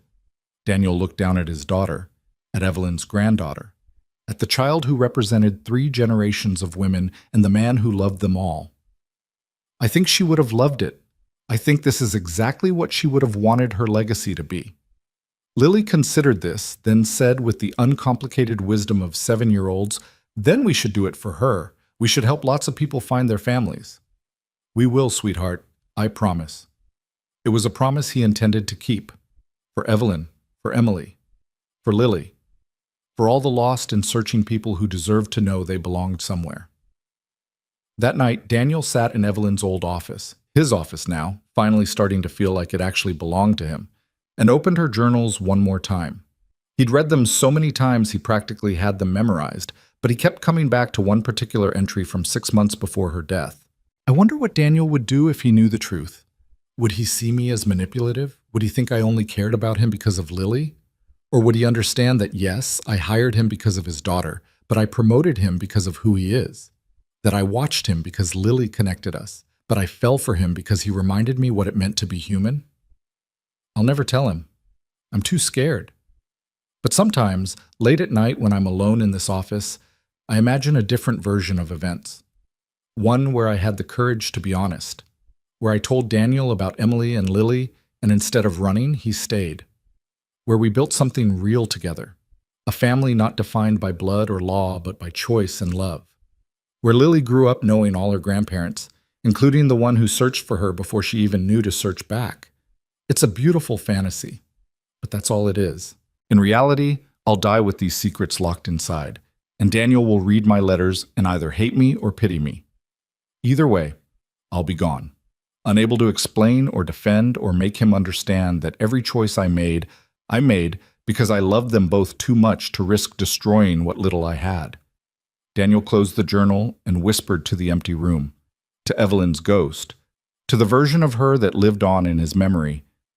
I don't hate you. I don't pity you. I understand. And if circumstances had been different, if you'd told me the truth while you were alive, I would have stayed. I would have built that family with you. I would have loved you, not despite your secrets, but because you trusted me with them. You were never invisible, Evelyn. Not to me. The words hung in the air, a confession to someone who would never hear it, but saying them felt important, necessary. Daniel needed to acknowledge the truth that Evelyn had died without knowing. He would have chosen her. Complications and all, secrets and fears, he would have taken the risk. They just never got the chance. His computer dinged with an email notification. The Foundation's first success story. A mother and daughter reunited after 30 years, both of them sobbing with joy as they met for the first time since the adoption. The caseworker had attached photos, and Daniel studied them carefully. 2 women with the same eyes, the same smile, holding each other like they might disappear if they let go. This was what Evelyn had wanted, this moment multiplied across hundreds or thousands of families. The Foundation wouldn't bring Emily back. It wouldn't give Evelyn the years she should have had with her daughter and granddaughter. But it would ensure that other families didn't live with that same regret, that same loss. It was an imperfect memorial to an imperfect woman who'd tried her best in impossible circumstances. And somehow, that felt exactly right. Daniel forwarded the photo to Richard with a single line. She'd be proud of this. Richard's response came within minutes. She'd be proud of you. Keep going. So he would. He'd run Evelyn's company with integrity and humanity. He'd raise her granddaughter with the fierce love she'd witnessed and admired. He'd build the foundation that bore Emily's name and helped families find their way home. He'd honor every part of Evelyn's legacy, the business genius, yes, but also the scared 17-year-old who'd given up her baby, the lonely woman who'd built walls to protect herself, the secret grandmother who'd loved from a distance because she didn't know how to love up close. And maybe, just maybe, he'd prove that some love stories didn't need perfect endings to matter, that some connections transcended life and death, presence and absence, words said and words left unspoken. Evelyn had asked if he'd want to know her if circumstances were different. The answer was yes. But the real truth, the one he was only now beginning to understand, was that he'd known her anyway. Through her journals, her decisions, her legacy, her love for Lily, he'd known the real Evelyn Harper more deeply than most people ever got to know anyone. And he'd loved her. Not perfectly, not simply, but truly. Even though she'd never know. Even though it was too late. Even though the only family they'd ever have existed in might have been and the daughter who connected them without knowing it. Love was enough. It had to be. Because it was all they had left.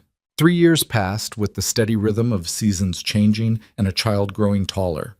Lily turned 10, her wild curls still untamed, her questions about the world becoming more complex and harder to answer with simple reassurances. The Emily Harper Reed Foundation had reunited over 800 families, its success exceeding even Daniel's most optimistic projections. And Harper Industries thrived under his permanent leadership, the board having voted unanimously to remove the interim from his title 18 months earlier. But success came with scrutiny, and lately that scrutiny had turned dangerous. Daniel first noticed the hostile takeover attempt buried in a routine financial report. A shell corporation had been quietly acquiring Harper Industries stock for months, accumulating enough shares to force a board vote on company direction. The corporation's backers remained anonymous, hidden behind layers of legal entities and offshore accounts. But their intentions were clear: strip the company for parts, maximize short-term shareholder value, and eliminate the wasteful social programs that made Harper Industries unique. Programs like the Emily Harper Reed Foundation. "They're going after everything Evelyn built," Richard said during an emergency board meeting. He'd aged in the 3 years since Evelyn's death, his hair fully silver now, new lines carved deep around his eyes. Not just the foundation, the employee profit-sharing program, the community investment initiatives, the scholarship fund. They see all of it as fat to be trimmed. Marcus Webb, surprisingly, had become one of Daniel's allies after the foundation's success proved its value. "We need to know who's behind this.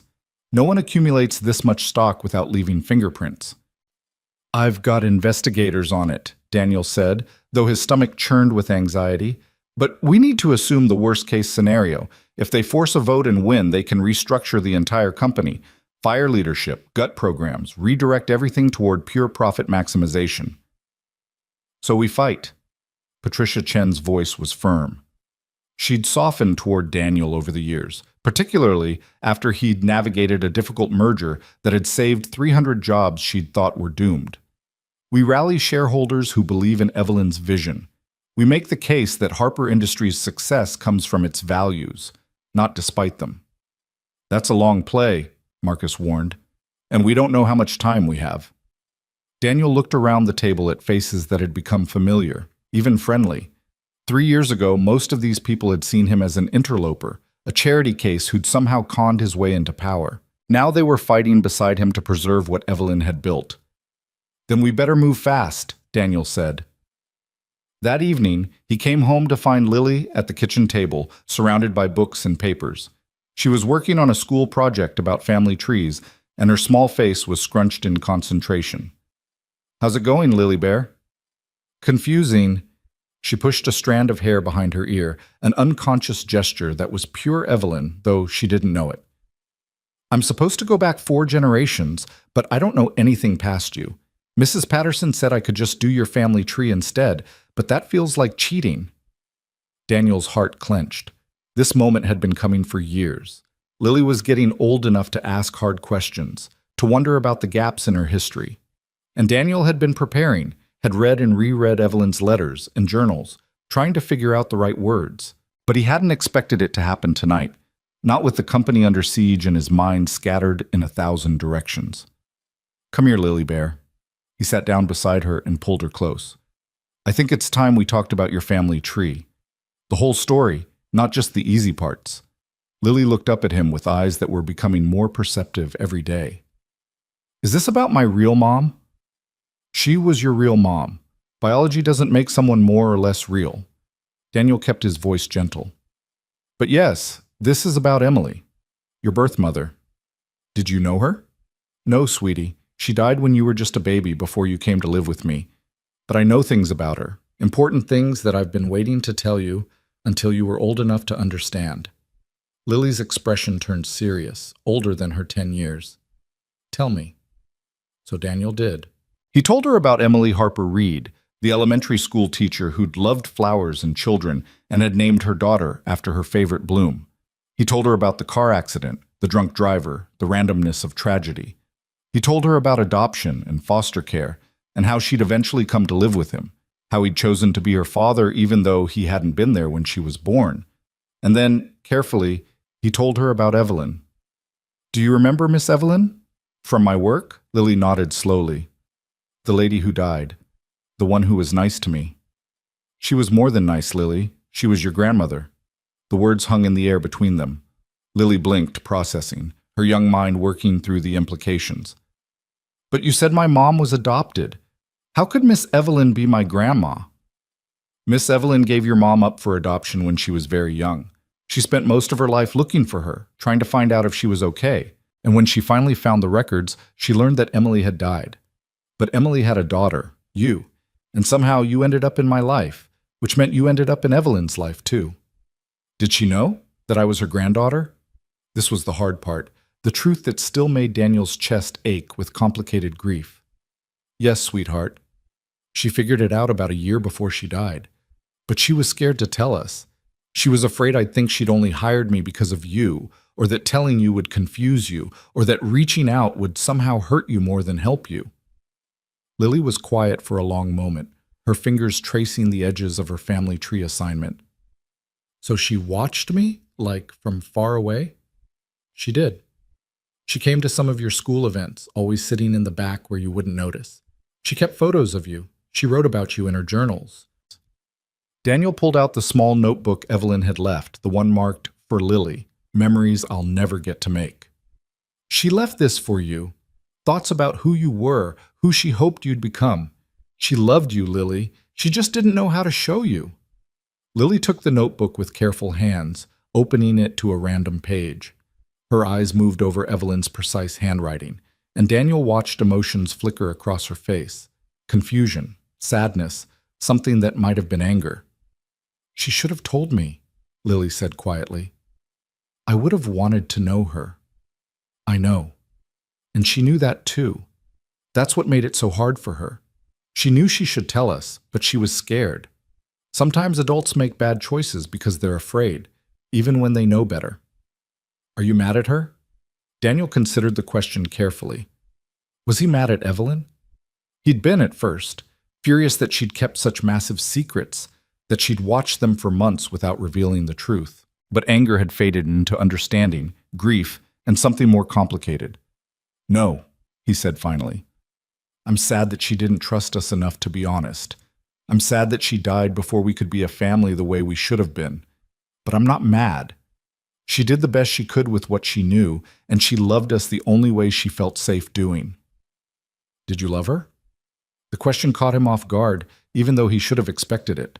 Lily was 10 now, old enough to pick up on subtext and unspoken emotions. "I could have," Daniel admitted. "If we'd had more time. If she'd been brave enough to tell me the truth. Yeah, I could have loved her. Maybe I did, in a way. But it's complicated, Lily Bear. Adult feelings usually are." Lily nodded like this made sense. Then she said, "Can I read her letter now, the one she left for when I'm older?" Daniel had been holding on to that letter for 3 years, waiting for the right moment. Was 10 old enough? Was there ever a right age to read the final words of a grandmother you'd never known? "Let's read it together," he said. He retrieved the sealed envelope from his desk drawer, the one Catherine Mills had given him at that first meeting.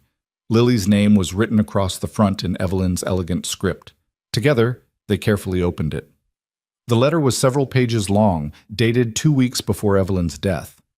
"Dear Lily," it began, "I don't know how old you'll be when you read this. I hope you're old enough to understand complicated things, because I have complicated things to tell you.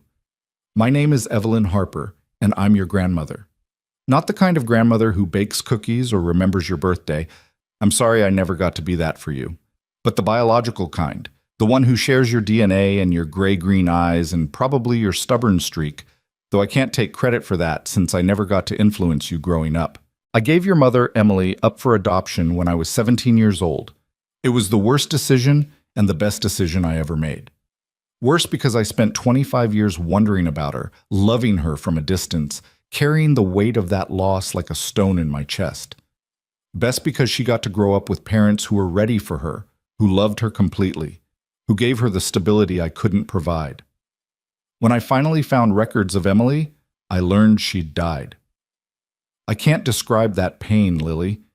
Imagine searching for someone your entire adult life, finally discovering where they are, only to learn you're 3 years too late, that you'll never get to say the words you've been practicing for decades, that you'll never know the sound of her voice or the way she laughed or whether she ever thought about the mother who gave her away. But then I found you. And somehow, impossibly, you were already part of my world. Your father worked for my company. I got to watch you grow from a distance, got to see pieces of Emily in your smile and your curiosity and your kindness. I should have told you who I was. I should have walked up to you and said, "I'm your grandmother, and I've been looking for you my whole life." But I was scared, Lily. Scared you wouldn't want me. Scared I'd disrupt the life your father had built for you. Scared that if I reached for you, you'd disappear like everything else I'd ever loved. So I watched from the shadows. I made sure you had opportunities and security. I loved you the only way I knew how, from a safe distance where I couldn't get hurt and couldn't hurt you. I know that wasn't fair. I know you deserved a grandmother who was brave enough to show up, who put your needs ahead of her fears. I'm sorry I couldn't be that person, but I want you to know that every decision I made because I loved you, even when those decisions were wrong. Here's what I hope for you, Lily. I hope you grow up brave in ways I never was. I hope you reach for the people you love instead of watching them from a distance. I hope you don't let fear keep you from connection, from vulnerability, from all the messy, beautiful things that make life worth living. I hope you know your mother, Emily, was loved, that even though I gave her up, I thought about her every single day, that she mattered to me more than anything else in my life, even though we never met. And I hope you know that you matter too, that you're not defined by the complicated circumstances of your birth or the losses you've experienced. You're Lily, bright and curious and full of possibility. You're loved by your father, who chose you. You're loved by me, even if I never got to show you properly. You're loved, Lily. Never doubt that. Take care of your father. He's a good man, better than he gives himself credit for. He loved you when you needed it most, and that kind of love is worth everything. And take care of yourself. Be kind to yourself. Know that you come from a long line of imperfect women who did their best in impossible circumstances. We made mistakes, carried losses, loved people we never got to keep, but we survived. We endured, and we passed on to you the strength to do the same. I'm sorry I can't be there to watch you grow up. I'm sorry I won't get to see the woman you'll become. But I'm grateful I got to witness even a small part of your childhood. Those glimpses of you, Lily. They were the best moments of my final year. Be happy, sweetheart. Be brave. Be yourself, fully and unapologetically, and know that somewhere, a grandmother you never knew is proud of you. All my love, Evelyn. Lily was crying by the time Daniel finished reading, tears streaming down her face. He pulled her close and let her sob against his chest. This child who'd lost so much, and was only now beginning to understand the full scope of those losses. "It's not fair," she said between sobs. "She was right there. She could have told me. We could have known each other." "I know, Lily Bear, I know. I would have loved her. I would have wanted her as my grandma." She knew that too. That's what made it so hard for her. They sat like that for a long time, holding each other in the kitchen, while Lily's family tree assignment lay forgotten on the table. Finally, Lily pulled back and wiped her eyes. "Can I add her to my family tree, even though I never really knew her?" "Of course you can. She's your grandmother. She belongs on your tree." Lily picked up her pencil and carefully wrote Evelyn Harper on a branch, connecting it to Emily's name, connecting Emily to Lily. 3 generations of women, linked by blood and loss and love that came too late or not at all. "Dad?" Lily's voice was small. "Do you think she's with my mom now, in heaven or wherever people go?" Daniel thought about Evelyn and Emily, 2 women who'd never met in life but were forever connected through the daughter one bore and the other raised. "I like to think so. I like to think they finally got to know each other, that Emily understands why Evelyn made the choices she did, that they're both watching over you together." "That's a nice thought." "Yeah, Lily Bear, it is." The next morning brought new complications. Daniel's investigators had finally traced the shell corporation behind the hostile takeover attempt to its source. Gerald Klein, a corporate raider known for buying struggling companies, stripping their assets, and selling off the pieces for maximum profit. But Harper Industries wasn't struggling. It was thriving, which meant Klein's interest wasn't about saving a failing business. It was about destroying what Evelyn had built specifically because it challenged his worldview. He's given interviews about this, Richard said, sliding a tablet across Daniel's desk. Says companies like ours are social justice experiments masquerading as businesses, that shareholders deserve maximum returns, not feel-good programs that subsidize other people's poor decisions. Daniel scanned the interview, his anger rising with every paragraph. Klein ranted about the foundation being a waste of resources, about employee profit sharing reducing shareholder value, about how emotional decision-making had no place in serious business. He's not wrong about one thing, Daniel said quietly. Evelyn did make emotional decisions. She built this company to mean something, not just to maximize profit. She created the foundation because she'd lived through the pain it addresses. She established profit sharing because she believed employees deserved to share in success. Every irrational program he's complaining about comes from Evelyn's humanity. So how do we fight someone who sees humanity as a weakness? We prove him wrong. Daniel stood and moved to the window, looking out at the city below. We show shareholders that our values aren't just morally right, they're good business. Employee retention at Harper Industries is 15% higher than industry average. Productivity is up across all divisions. Our brand loyalty is off the charts because customers know we stand for something. And the foundation generates positive press worth millions in marketing value. That's the rational argument, Richard said. But Klein's not operating on rationality. He's operating on ideology. He wants to destroy what Evelyn built as an example, to prove that companies can't afford to have hearts. Then we make this personal. Daniel turned back to Richard. We tell Evelyn's story. We tell the world why she built what she built, why it matters, why destroying it would be destroying something irreplaceable. You'd expose her secrets, the adoption, the search, all of it? With Lily's permission, yes, because the truth is more powerful than Klein's ideology. The truth is that Evelyn Harper wasn't some bleeding heart liberal trying to social engineer the world. She was a woman who experienced profound loss and decided to build something that would prevent others from experiencing the same pain. That's not weakness. That's the strongest thing a human being can do. Richard considered this. It's risky. You'd be making yourself vulnerable too. People will ask why you care so much, why you're so invested in Evelyn's legacy. Let them ask. I'll tell them the truth, that Evelyn gave me and my daughter a chance when no one else would, that she saw us, really saw us, and decided we were worth investing in. That's what her company does, and that's why it's worth fighting for. And if you lose, if Klein wins and guts everything? Daniel thought about Lily reading Evelyn's letter, about the 800 families reunited through the foundation, about 3,000 employees who worked with dignity and pride because their company valued them as human beings. Then we go down fighting, but we don't go down quiet. The press conference was scheduled for 3 days later. Daniel spent those days preparing, rehearsing, and having long conversations with Lily about what he was planning to reveal. She surprised him with her maturity, her understanding that her grandmother's story could help others. Tell them everything, Lily said. Tell them about Miss Evelyn and my mom, and why the foundation matters. Tell them that families like ours need companies like ours, that people who've been lost need to be found. Tell them it's not just about money, it's about people. You're pretty wise for a 10-year-old. I get it from my grandma, Lily said with a small smile. Both of them, I guess. The one in Florida and the one I never met. On the morning of the press conference, Daniel stood behind a podium bearing the Harper Industries logo, with Lily beside him and Richard standing to his right. The room was packed with journalists, shareholders, employees, and curious onlookers.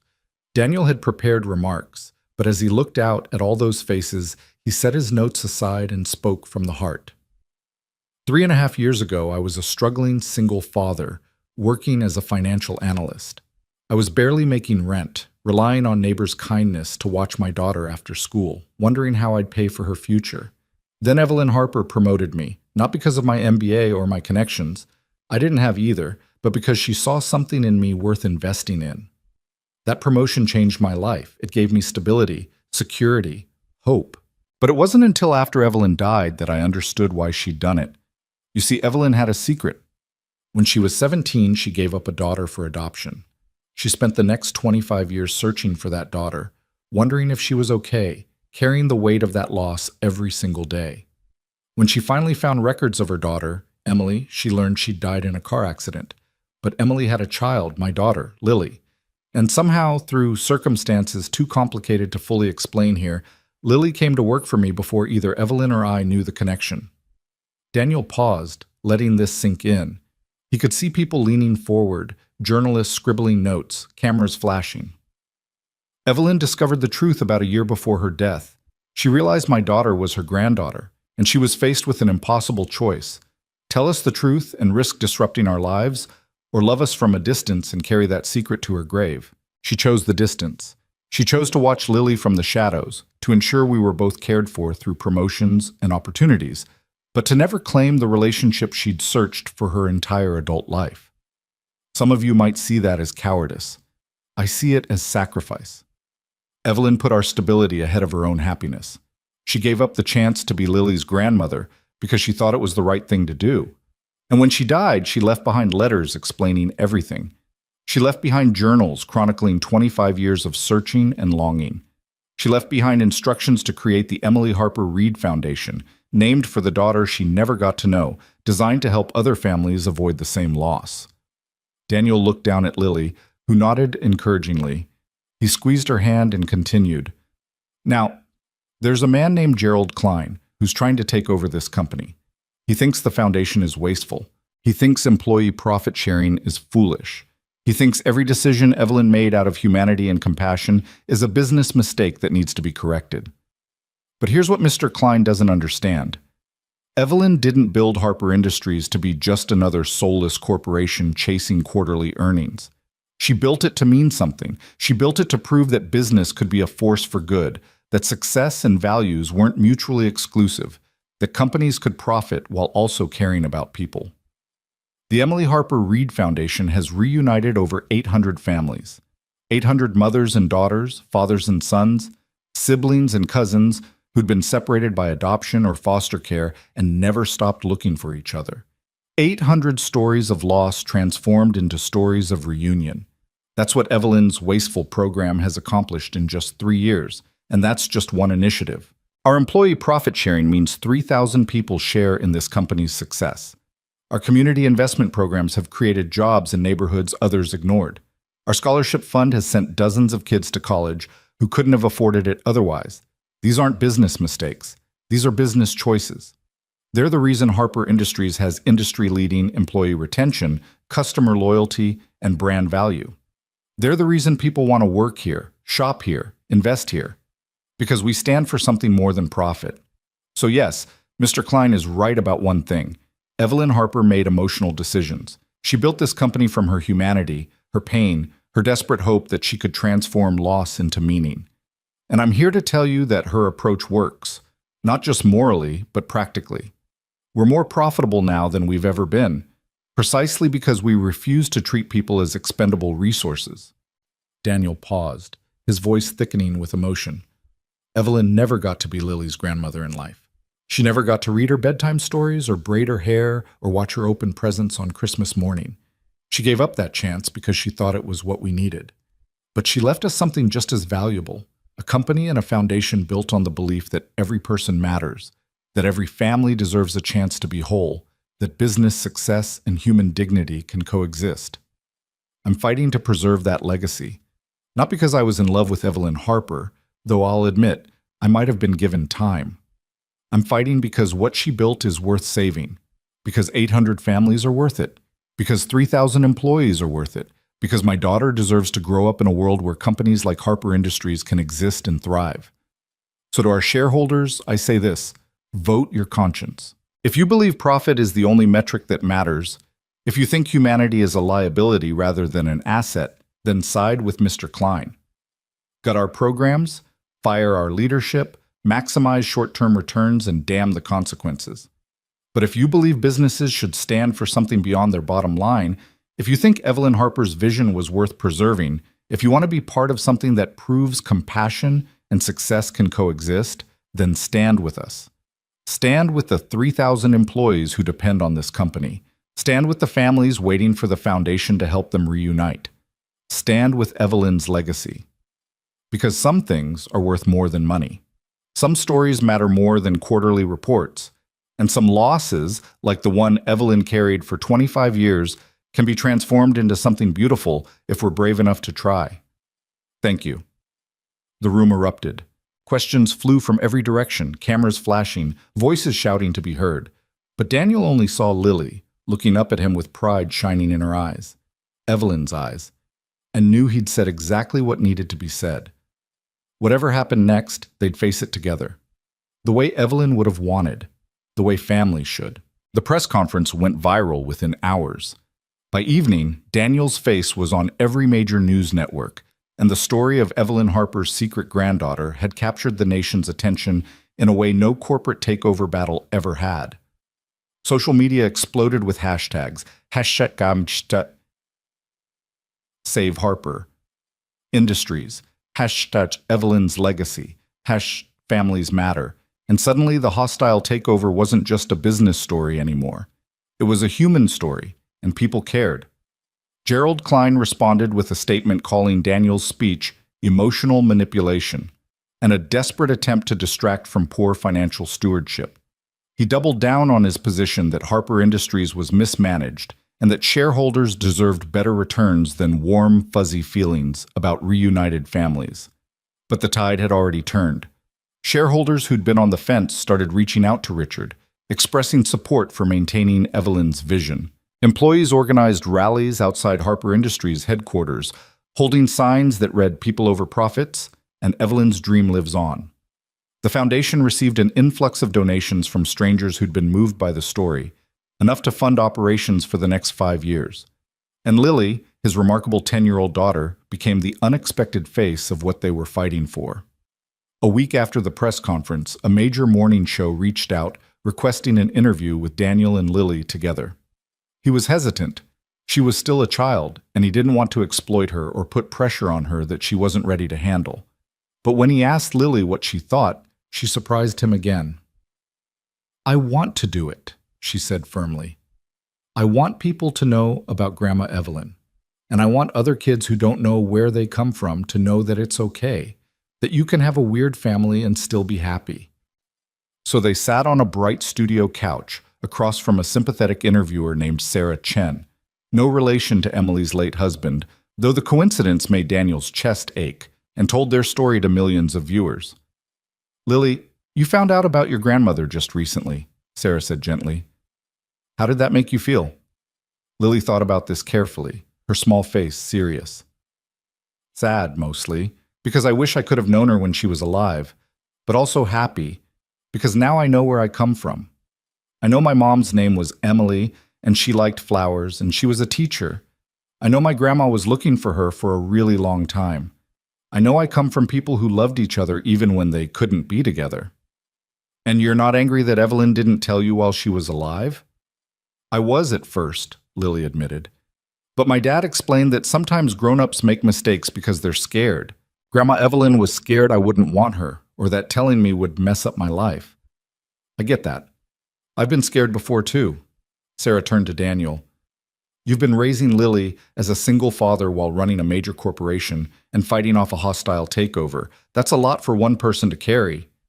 "It is," Daniel agreed, "but it's what Evelyn did her whole life, carried impossible burdens and kept moving forward. She lost her daughter, built an empire, searched for Emily for 25 years, and never stopped hoping she'd find her way back to family. If she could do all that, I can handle a corporate raider and some late nights at the office. Do you think Evelyn would be proud of how you're fighting for her legacy?" Daniel's throat tightened. "I think she'd be surprised anyone was fighting for it at all. Evelyn spent most of her life believing she had to do everything alone, that depending on others was weakness. But she was wrong about that. She had people who cared about her, employees who respected her, friends who valued her, and even though she didn't know it, someone who could have loved her if she'd given him the chance." Sarah leaned forward. You're talking about yourself. Yes. I didn't get enough time with Evelyn to call it love, but I could have. The connection was there. The possibility was real. And I think she knew that, which made her death even more tragic. She died knowing we might have had something beautiful if she'd been brave enough to reach for it. So this fight, preserving Harper Industries and the foundation, it's personal for you. Everything about this is personal, Daniel said. Evelyn gave me a chance when I desperately needed one. She watched over Lily with a grandmother's love, even though she couldn't claim the title. She built something that matters, that helps people, that proves business doesn't have to be heartless. Letting Gerald Klein destroy that would be betraying everything she stood for. Lily reached over and squeezed Daniel's hand. We're not going to let that happen. Right, Dad? Right, Lily Bear? The interview aired the next morning and had 10 million views by noon. The public response was overwhelming. Support for Harper Industries, donations to the foundation, and a groundswell of shareholders publicly announcing they'd vote against Klein's takeover attempt. The story had transcended corporate politics and become something larger, a referendum on what kind of economy people wanted to live in, what kind of companies they wanted to support. But Klein wasn't finished. 2 days after the interview, his lawyers filed a lawsuit claiming Daniel had breached fiduciary duty by prioritizing social programs over shareholder returns. It was a nuisance suit designed to create legal chaos and drain Harper Industries' resources. Richard called it the last desperate move of someone who knows he's losing. Daniel spent long days with lawyers, preparing depositions and gathering evidence to prove that Harper Industries' approach was not only ethical, but profitable. The numbers were on his side. Revenue was up, employee productivity exceeded industry standards, and customer loyalty translated to sustainable growth. But legal battles were expensive and exhausting, taking time away from both Lily and the actual work of running the company.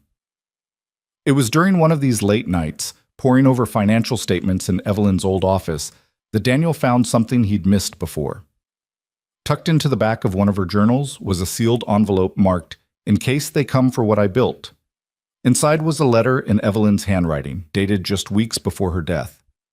Daniel, if you're reading this, someone is trying to destroy Harper Industries. I know how these people think. I fought them off for 20 years. They see companies like ours as threats because we prove their worldview wrong. They need to believe that maximizing profit is the only rational approach, that caring about people is naive and unsustainable. Our existence challenges that narrative, so they'll come with lawsuits and hostile takeovers and accusations of financial mismanagement. They'll try to paint me as a bleeding heart who let emotions cloud business judgment. They'll say you're in over your head, that you're not qualified to lead, that you're too personally invested to make rational decisions. Don't believe them. Don't let them make you doubt yourself or what we built together. The numbers prove we're right: employee retention, customer loyalty, brand value, sustainable growth. But more importantly, the lives prove we're right. Every family reunited through the foundation, every employee who shares in our profits, every community we invest in. These aren't mistakes or weaknesses. They're features, not bugs. Stand firm, Daniel. Don't compromise on what matters. Don't let them strip away our humanity in exchange for a few points of additional margin. Fight for every person, every program, every value that makes Harper Industries different. And remember, you were chosen for this not despite your humanity, but because of it. I picked you to lead this company because you understand that numbers on spreadsheets represent real lives, because you see people, not just assets, because you'd fight for what's right even when it's hard. Trust yourself. Trust the vision, and know that I'm proud of you, wherever I am. With love and confidence, Evelyn. Daniel read the letter 3 times, feeling Evelyn's presence in every word. She'd known this was coming. She'd prepared for it. And she'd believed in him enough to leave the fight in his hands. He picked up his phone and called Richard. I need to see every shareholder agreement, every corporate charter provision, every piece of legal documentation about how Harper Industries is structured. Evelyn left me something, and I think it might be the key to ending this. It took 2 weeks of intense legal research, but they found it. A provision in Harper Industries' corporate charter that Evelyn had quietly added 7 years earlier. It stated that any shareholder attempting a hostile takeover that would materially alter the company's mission, values, or social programs required not just a majority vote, but a supermajority of 75%. and the provision defined social programs to explicitly include the foundation, profit sharing, and community investment initiatives.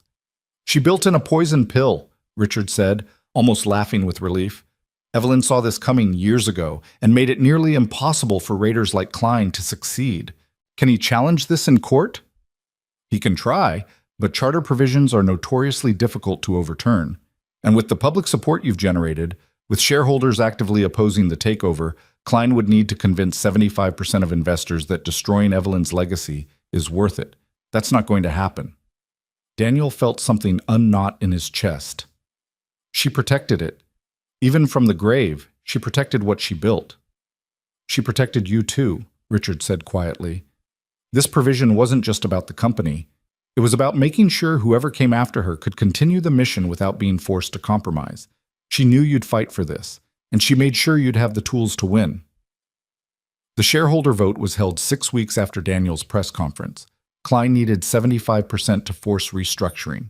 When the votes were tallied, he'd received 38%, not even close to a simple majority, let alone the supermajority required. The hostile takeover had failed decisively. That evening, Daniel stood in the Harper Industries lobby with Lily, Richard, and dozens of employees who'd stayed late to hear the results. When he announced the vote count, the room erupted in cheers. People hugged, cried, celebrated. They'd won not just a corporate battle, but something more important, the right to continue being the kind of company Evelyn had envisioned. Marcus Webb approached Daniel with an outstretched hand. "You did it, boss. You saved her dream." "We all did it," Daniel corrected. "This was never about one person. It was about everyone who believed Harper Industries should stand for something." Patricia Chen was next, her eyes suspiciously bright. "For what it's worth, Wright, I was wrong about you. You're exactly the kind of leader this company needs." "Thanks, Patricia. That means a lot." As employees gradually filtered out, heading home to celebrate with their families, Richard pulled Daniel aside. "There's one more thing. The board met before the vote, and we were unanimous. We want to make you permanent CEO, no more interim status, and we want to formally rename the company Harper Wright Industries to honor both the woman who built it and the man who saved it." Daniel's eyes widened. "Richard, I can't. That's too much." "It's exactly right. Evelyn built the foundation, but you built on it in ways she never imagined. You took her vision and made it bigger, bolder, more resilient. You proved that her approach works, that it can survive attack, that it's worth fighting for. That deserves recognition." Daniel looked at Lily, who was examining a display about the foundation's recent successes. "What do you think, Lily Bear? Should we change the company name?" Lily considered this seriously. "I think Grandma Evelyn would like it. She wanted you to be her family, and families share names. This way, everyone will know you belong together." Something about that phrasing hit Daniel right in the heart. Belong together. That's what they'd been all along, even when Evelyn couldn't admit it. A family built on loss and longing and love that came too late but mattered anyway. "Okay," he said to Richard. "Harper Wright Industries. Let's make it official." 5 years later, Daniel stood in the same lobby for a very different ceremony. The Emily Harper Reed Foundation was celebrating its 1,000th successful family reunion, and they'd invited the families to gather for a group photograph and celebration. The lobby was packed with parents and children, siblings and cousins, people who'd been separated by adoption or foster care or simple bad luck and had found their way back to each other. Lily was 15 now, taller and more confident, but still with those untamed curls and gray-green eyes. She'd spent the past few years volunteering with the foundation, interviewing families and writing their stories for the website. She'd become the foundation's unofficial ambassador, the living proof that complicated family histories could have happy endings.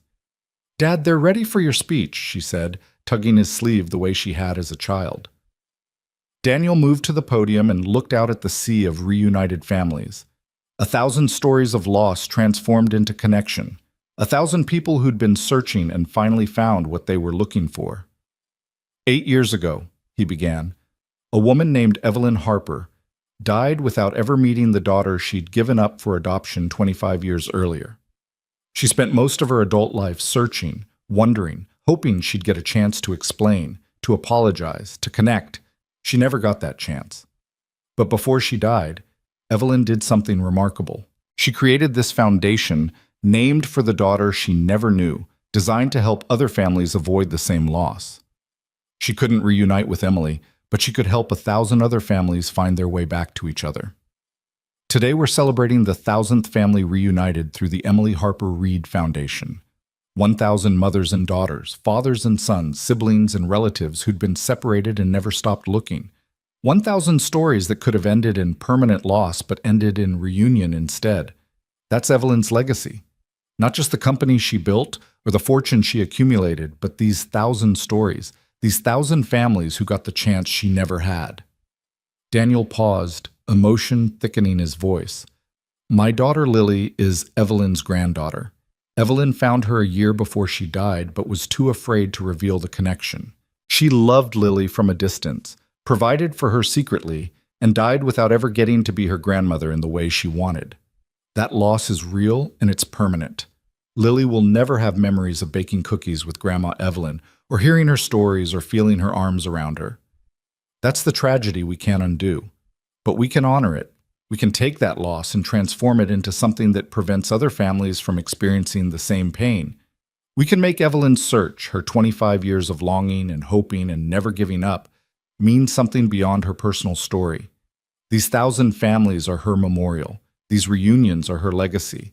And every person in this room who's found their way back to family is proof that Evelyn's life mattered, that her loss wasn't in vain, that love can transcend even death. The applause was thunderous. As Daniel stepped away from the podium, Lily wrapped her arms around him. That was perfect, Dad. Grandma would have loved it. You think so? I know so. Lily pulled back and smiled. Evelyn's smile, he realized. She'd grown into it over the years. I've been reading her journals again, the later ones where she writes about watching me. She talks about how she hoped I'd grow up to be brave and kind and willing to reach for people instead of watching from a distance. I think she'd be proud of what we've built. We couldn't have done it without her foundation. But she couldn't have imagined how far it would go. That's your contribution, Dad. You took her dream and made it bigger than she ever thought possible. Daniel looked around the lobby at Harper Wright Industries, at the banners celebrating the foundation's work, at the families embracing and laughing and crying happy tears. This was what Evelyn had wanted all along: connection, family, the kind of love that didn't let go even when circumstances made it impossible. Richard approached with a woman in her 60s, her face lined but kind. Daniel, Lily, I want you to meet someone. This is Margaret Reed, Emily's adoptive mother. Daniel's breath caught. Margaret Reed, the woman who'd raised Evelyn's daughter, who'd given Emily the life Evelyn couldn't provide. Mrs. Reed, he managed, it's an honor to meet you. Margaret's eyes were already wet with tears. She looked at Lily with an expression of wonder and grief. You look just like her, just like Emily at your age. The eyes especially. People say I look like my grandmother too, Lily said softly. Evelyn, even though we never met. I wish you could have known her, and I wish Emily could have known her birth mother. Margaret's voice cracked. For years I worried that if Emily ever found Evelyn, I'd lose my daughter's love. But after Emily died, I realized how foolish that was. Love doesn't divide, it multiplies. Emily could have loved me and loved Evelyn. Having a birth mother wouldn't have made her less my daughter. Evelyn worried about the same thing, Daniel said. She was afraid that reaching out to us would disrupt Lily's life, that claiming her relationship would hurt instead of help. Both of you were afraid of the same thing, that love was somehow limited, that connection would cause loss. But it doesn't, Margaret said. I've seen the families your foundation has reunited, birth parents and adoptive parents meeting, building relationships, realizing they both love the same child, and that's beautiful, not threatening. If only Evelyn and I could have had that conversation while she was alive. If only we could have met and shared memories of Emily and grieved together. Lily stepped forward and took Margaret's hand. You're my great-grandmother, my mom's mother. Can I know you now? Can we share memories even though I never got to meet my mom or Grandma Evelyn? Margaret pulled Lily into a fierce hug, both of them crying now. Yes, sweetheart. Yes, absolutely yes. I'd be honored. Daniel watched them hold each other and felt something settle in his chest. This was what Evelyn had wanted all along, but had been too afraid to reach for. Not replacement or competition, but connection. The web of family expanding to include everyone who loved the people they'd lost. Over the next year, Margaret became a fixture in their lives. She shared photos of Emily growing up, told stories about her childhood and teenage years, painted a picture of the daughter Evelyn never got to know. Lily absorbed it all hungrily, piecing together her history from fragments and photographs and other people's memories. And slowly, carefully, Margaret helped Lily understand something crucial. Evelyn's choice to give Emily up hadn't been about not wanting her. It had been about wanting her to have what Evelyn couldn't provide. Margaret didn't resent Evelyn anymore. She understood, mother to mother, the impossible position Evelyn had been in at 17. "She gave me the greatest gift of my life," Margaret told Lily one afternoon while looking through old photo albums. "She gave me Emily. I got to raise her, love her, watch her become an amazing woman. And then Emily gave me the gift of you, even though I didn't know it for years. Evelyn's choice at 17 created a chain of love that led to you, Lily. That's not something to grieve, it's something to celebrate." By the time Lily turned 16, she'd become obsessed with genealogy and family connection. She'd traced her family tree back 6 generations on Daniel's side, filled in every gap she could find on Emily's adoptive family, and even tracked down distant cousins from Evelyn's line. Her bedroom wall was covered with a massive family tree that looked more like a forest, branches extending in every direction, connecting her to dozens of people she'd never met but was related to by blood or choice or love. "Look at this, Dad," she said one evening, pointing to the tree. "If you trace all the connections, there are over 200 people in my family. Most of them I'll never meet, but they're all part of my story. They all contributed something to who I am." Daniel studied the tree, seeing how she'd connected everyone. Emily in the center, with Evelyn above her and Lily below. Margaret and her late husband on one side, Daniel on the other, even though he had no biological connection. His parents, still alive in Ohio. Lily's maternal great-grandparents. Second cousins and great-aunts and relatives Daniel had never even heard of. "You did all this research yourself?" "The foundation taught me how. They have access to all these databases and records. I figured if I'm going to help other people find their families, I should understand my own first." She pointed to Evelyn's name. "I wish I could have known her better. I wish she'd told us while she was alive." "Me too, Lily Bear. But you know what? I think I do know her. Through her journals, her letters, the company she built, the foundation she created. I know she was scared and lonely, and she made mistakes. I know she loved my mom even though they never met. I know she loved me even though she couldn't tell me. That's enough. It has to be." Daniel pulled his daughter close, this remarkable young woman who'd somehow inherited Evelyn's strength and Emily's kindness and created something entirely her own. "You're going to do great things," he said. "Your grandmother would be so proud of you." "I hope so. Because I'm going to work for the foundation after college. I'm going to help families connect. I'm going to finish what Grandma Evelyn started, just like she hoped you would."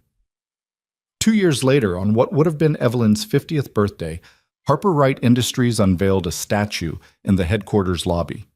It depicted a woman with one hand reaching forward, the other pressed to her heart, her expression both hopeful and sorrowful. The plaque read, "Evelyn Harper, 1985 to 2027, founder, visionary, mother, grandmother. She searched for 25 years and found love in unexpected places. May we all be brave enough to reach for connection even when it terrifies us." Lily, now 18 and preparing for college, gave a speech at the unveiling. She was poised and articulate, every inch Evelyn's granddaughter. "I never met my grandmother," she began, "but she shaped my entire life. She gave my mother the chance to grow up loved and secure. She gave my father the opportunity to provide for me. She gave us both a company and a foundation that stand for something beyond profit. She gave me a legacy I'm proud to carry forward. Grandma Evelyn wasn't perfect. She made mistakes, kept secrets, let fear hold her back from connection. But she also never stopped hoping. She searched for her daughter for 25 years. She built something meaningful from her pain, and in her final years she experienced love even though she couldn't quite reach for it. That's what I want people to remember about her. Not the CEO or the success story, but the human being who carried profound loss and transformed it into something that helps others. The woman who loved from a distance because she didn't know how to love up close. The grandmother who watched over me without ever claiming the title, who provided for me in secret, who died wishing she'd been braver. I forgive her for the secrets. I understand why she kept them, and I'm grateful for everything she gave me, even if it came wrapped in complexity and loss. Lily paused, looking at the statue. There's a letter she wrote to me to be opened on my 18th birthday.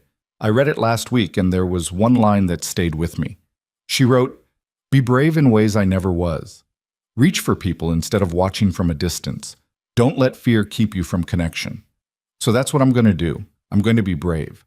I'm going to reach for connection even when it scares me. I'm going to work for the foundation and help families find each other. I'm going to honor Grandma Evelyn's legacy by being everything she wished she could have been.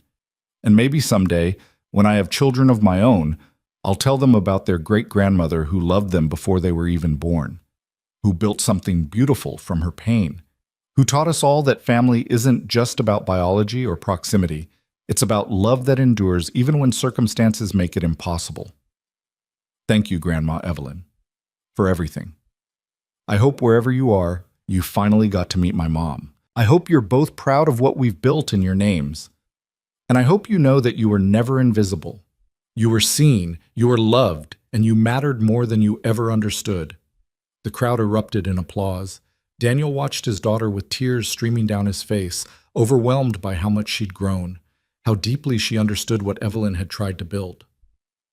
After the ceremony, as people filtered out and maintenance workers covered the statue for the night, Daniel stood alone in the lobby. He looked up at Evelyn's bronze face, frozen in that expression of hope and sorrow, reaching forward while holding her heart. "We did it," he whispered. "We saved what you built. We made it bigger, stronger, more resilient. The company's thriving, the foundation's helped thousands of families, and Lily's going to carry it forward into the future. You'd be so proud of her, Evelyn. She's everything you hoped she'd be." The statue didn't answer, of course. But Daniel could almost feel Evelyn's presence, could almost hear her voice saying what she'd written in that final video. "Thank you for seeing me." "Thank you for seeing me too," Daniel said back. "Thank you for believing I could do this. Thank you for trusting me with Lily and the company and your legacy. Thank you for making my last conversation with you about hope instead of regret." He thought about that night in her office, less than 24 hours before she died. The question she'd asked about his bed being big enough for two. His answer that it was only big enough if she was beside him. The possibility that had hung between them, electric and fragile and full of promise. They'd never gotten their chance, never gotten to explore what they might have been. But in a way, they'd built something better than a conventional love story. They'd built a family, complicated and unconventional, and held together by choice rather than biology. They'd built a legacy that would outlive them both, helping families connect across generations. And they'd built love in the spaces between loss, proving that sometimes the most powerful connections are the ones that exist despite impossible circumstances, across insurmountable obstacles, even beyond death itself. Daniel pulled out his phone and opened the folder where he kept Evelyn's final video. He didn't need to watch it again. He'd memorized every word, every expression, every moment of vulnerability. But he liked knowing it was there, this record of her honesty, her hope, her willingness to be seen. He typed a message to no one, or maybe to everyone, or maybe just to the universe that had brought him and Evelyn together. Some love stories don't need perfect endings to matter. Some connections outlive time. Some families are built on loss and longing and love that came too late but counted anyway. This was ours, and it was enough. Then he went home to Lily, to their apartment that had grown larger over the years, but still felt cozy and lived in. She was packing for college, sorting through clothes and books and mementos. On her desk was Evelyn's locket with the photos of Emily and Lily. Beside it was the letter Evelyn had written for her 18th birthday. And tacked to her wall was a quote in Evelyn's handwriting that Lily had found in one of the journals. "Family isn't always simple, but it's always worth fighting for." "Hey, Dad," Lily called out. "Can you believe I'm leaving for college in 2 weeks?" "No," Daniel admitted. "You're still supposed to be 7 and asking for the biggest Christmas tree in the lot." I'm still asking for the biggest Christmas tree. Some things don't change. She smiled at him, and it was Evelyn's smile, Emily's smile, Lily's smile all at once. But some things do change. And that's okay too. Grandma taught me that. She spent 25 years searching for something she'd lost. And when she finally found it, it looked different than she expected. But it was still beautiful, still worth all that searching. Daniel crossed the room and pulled his daughter into a hug. When did you get so wise? I think it's genetic, from both my grandmothers, the one in Florida and the one I never met. She squeezed him tight. I love you, Dad. Thanks for fighting for us. For the company, for the foundation, for Grandma's legacy. Thanks for making sure I grew up knowing where I came from and who loved me. That's the easiest thing I've ever done, Lily Bear. You've always been worth fighting for.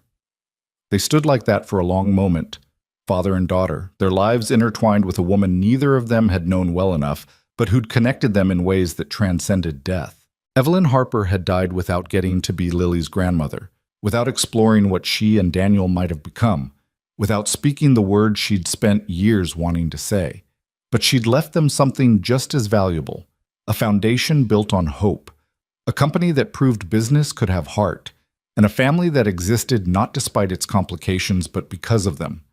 She'd left them the certainty that love didn't require proximity to be real, that family didn't require biology to matter, that connection could endure even when circumstances made it impossible. She'd left them each other. And in the end, that was the greatest gift she could have given. Somewhere, Daniel liked to think, Evelyn and Emily were together at last. Mother and daughter, grandmother and mother, 3 generations of women whose love had shaped a family they'd never gotten to see whole. They were watching over Lily, proud of who she'd become, grateful that their losses had transformed into something beautiful. And somewhere in that cosmic somewhere, maybe Evelyn was smiling.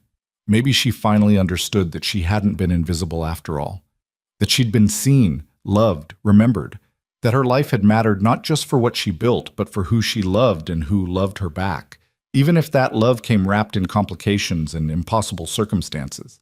Some stories didn't have neat endings. Some love was messy and incomplete and forever marked by what-ifs. But it counted anyway. It mattered anyway. It was enough. This was their story. Evelyn's and Daniel's and Lily's. A story about loss transformed into legacy, about secrets revealed too late but forgiven anyway, about love that existed in all the spaces between what was and what might have been. It wasn't perfect, but it was theirs. And after everything, after all the searching and longing and fighting and hoping, that was more than enough. It was everything.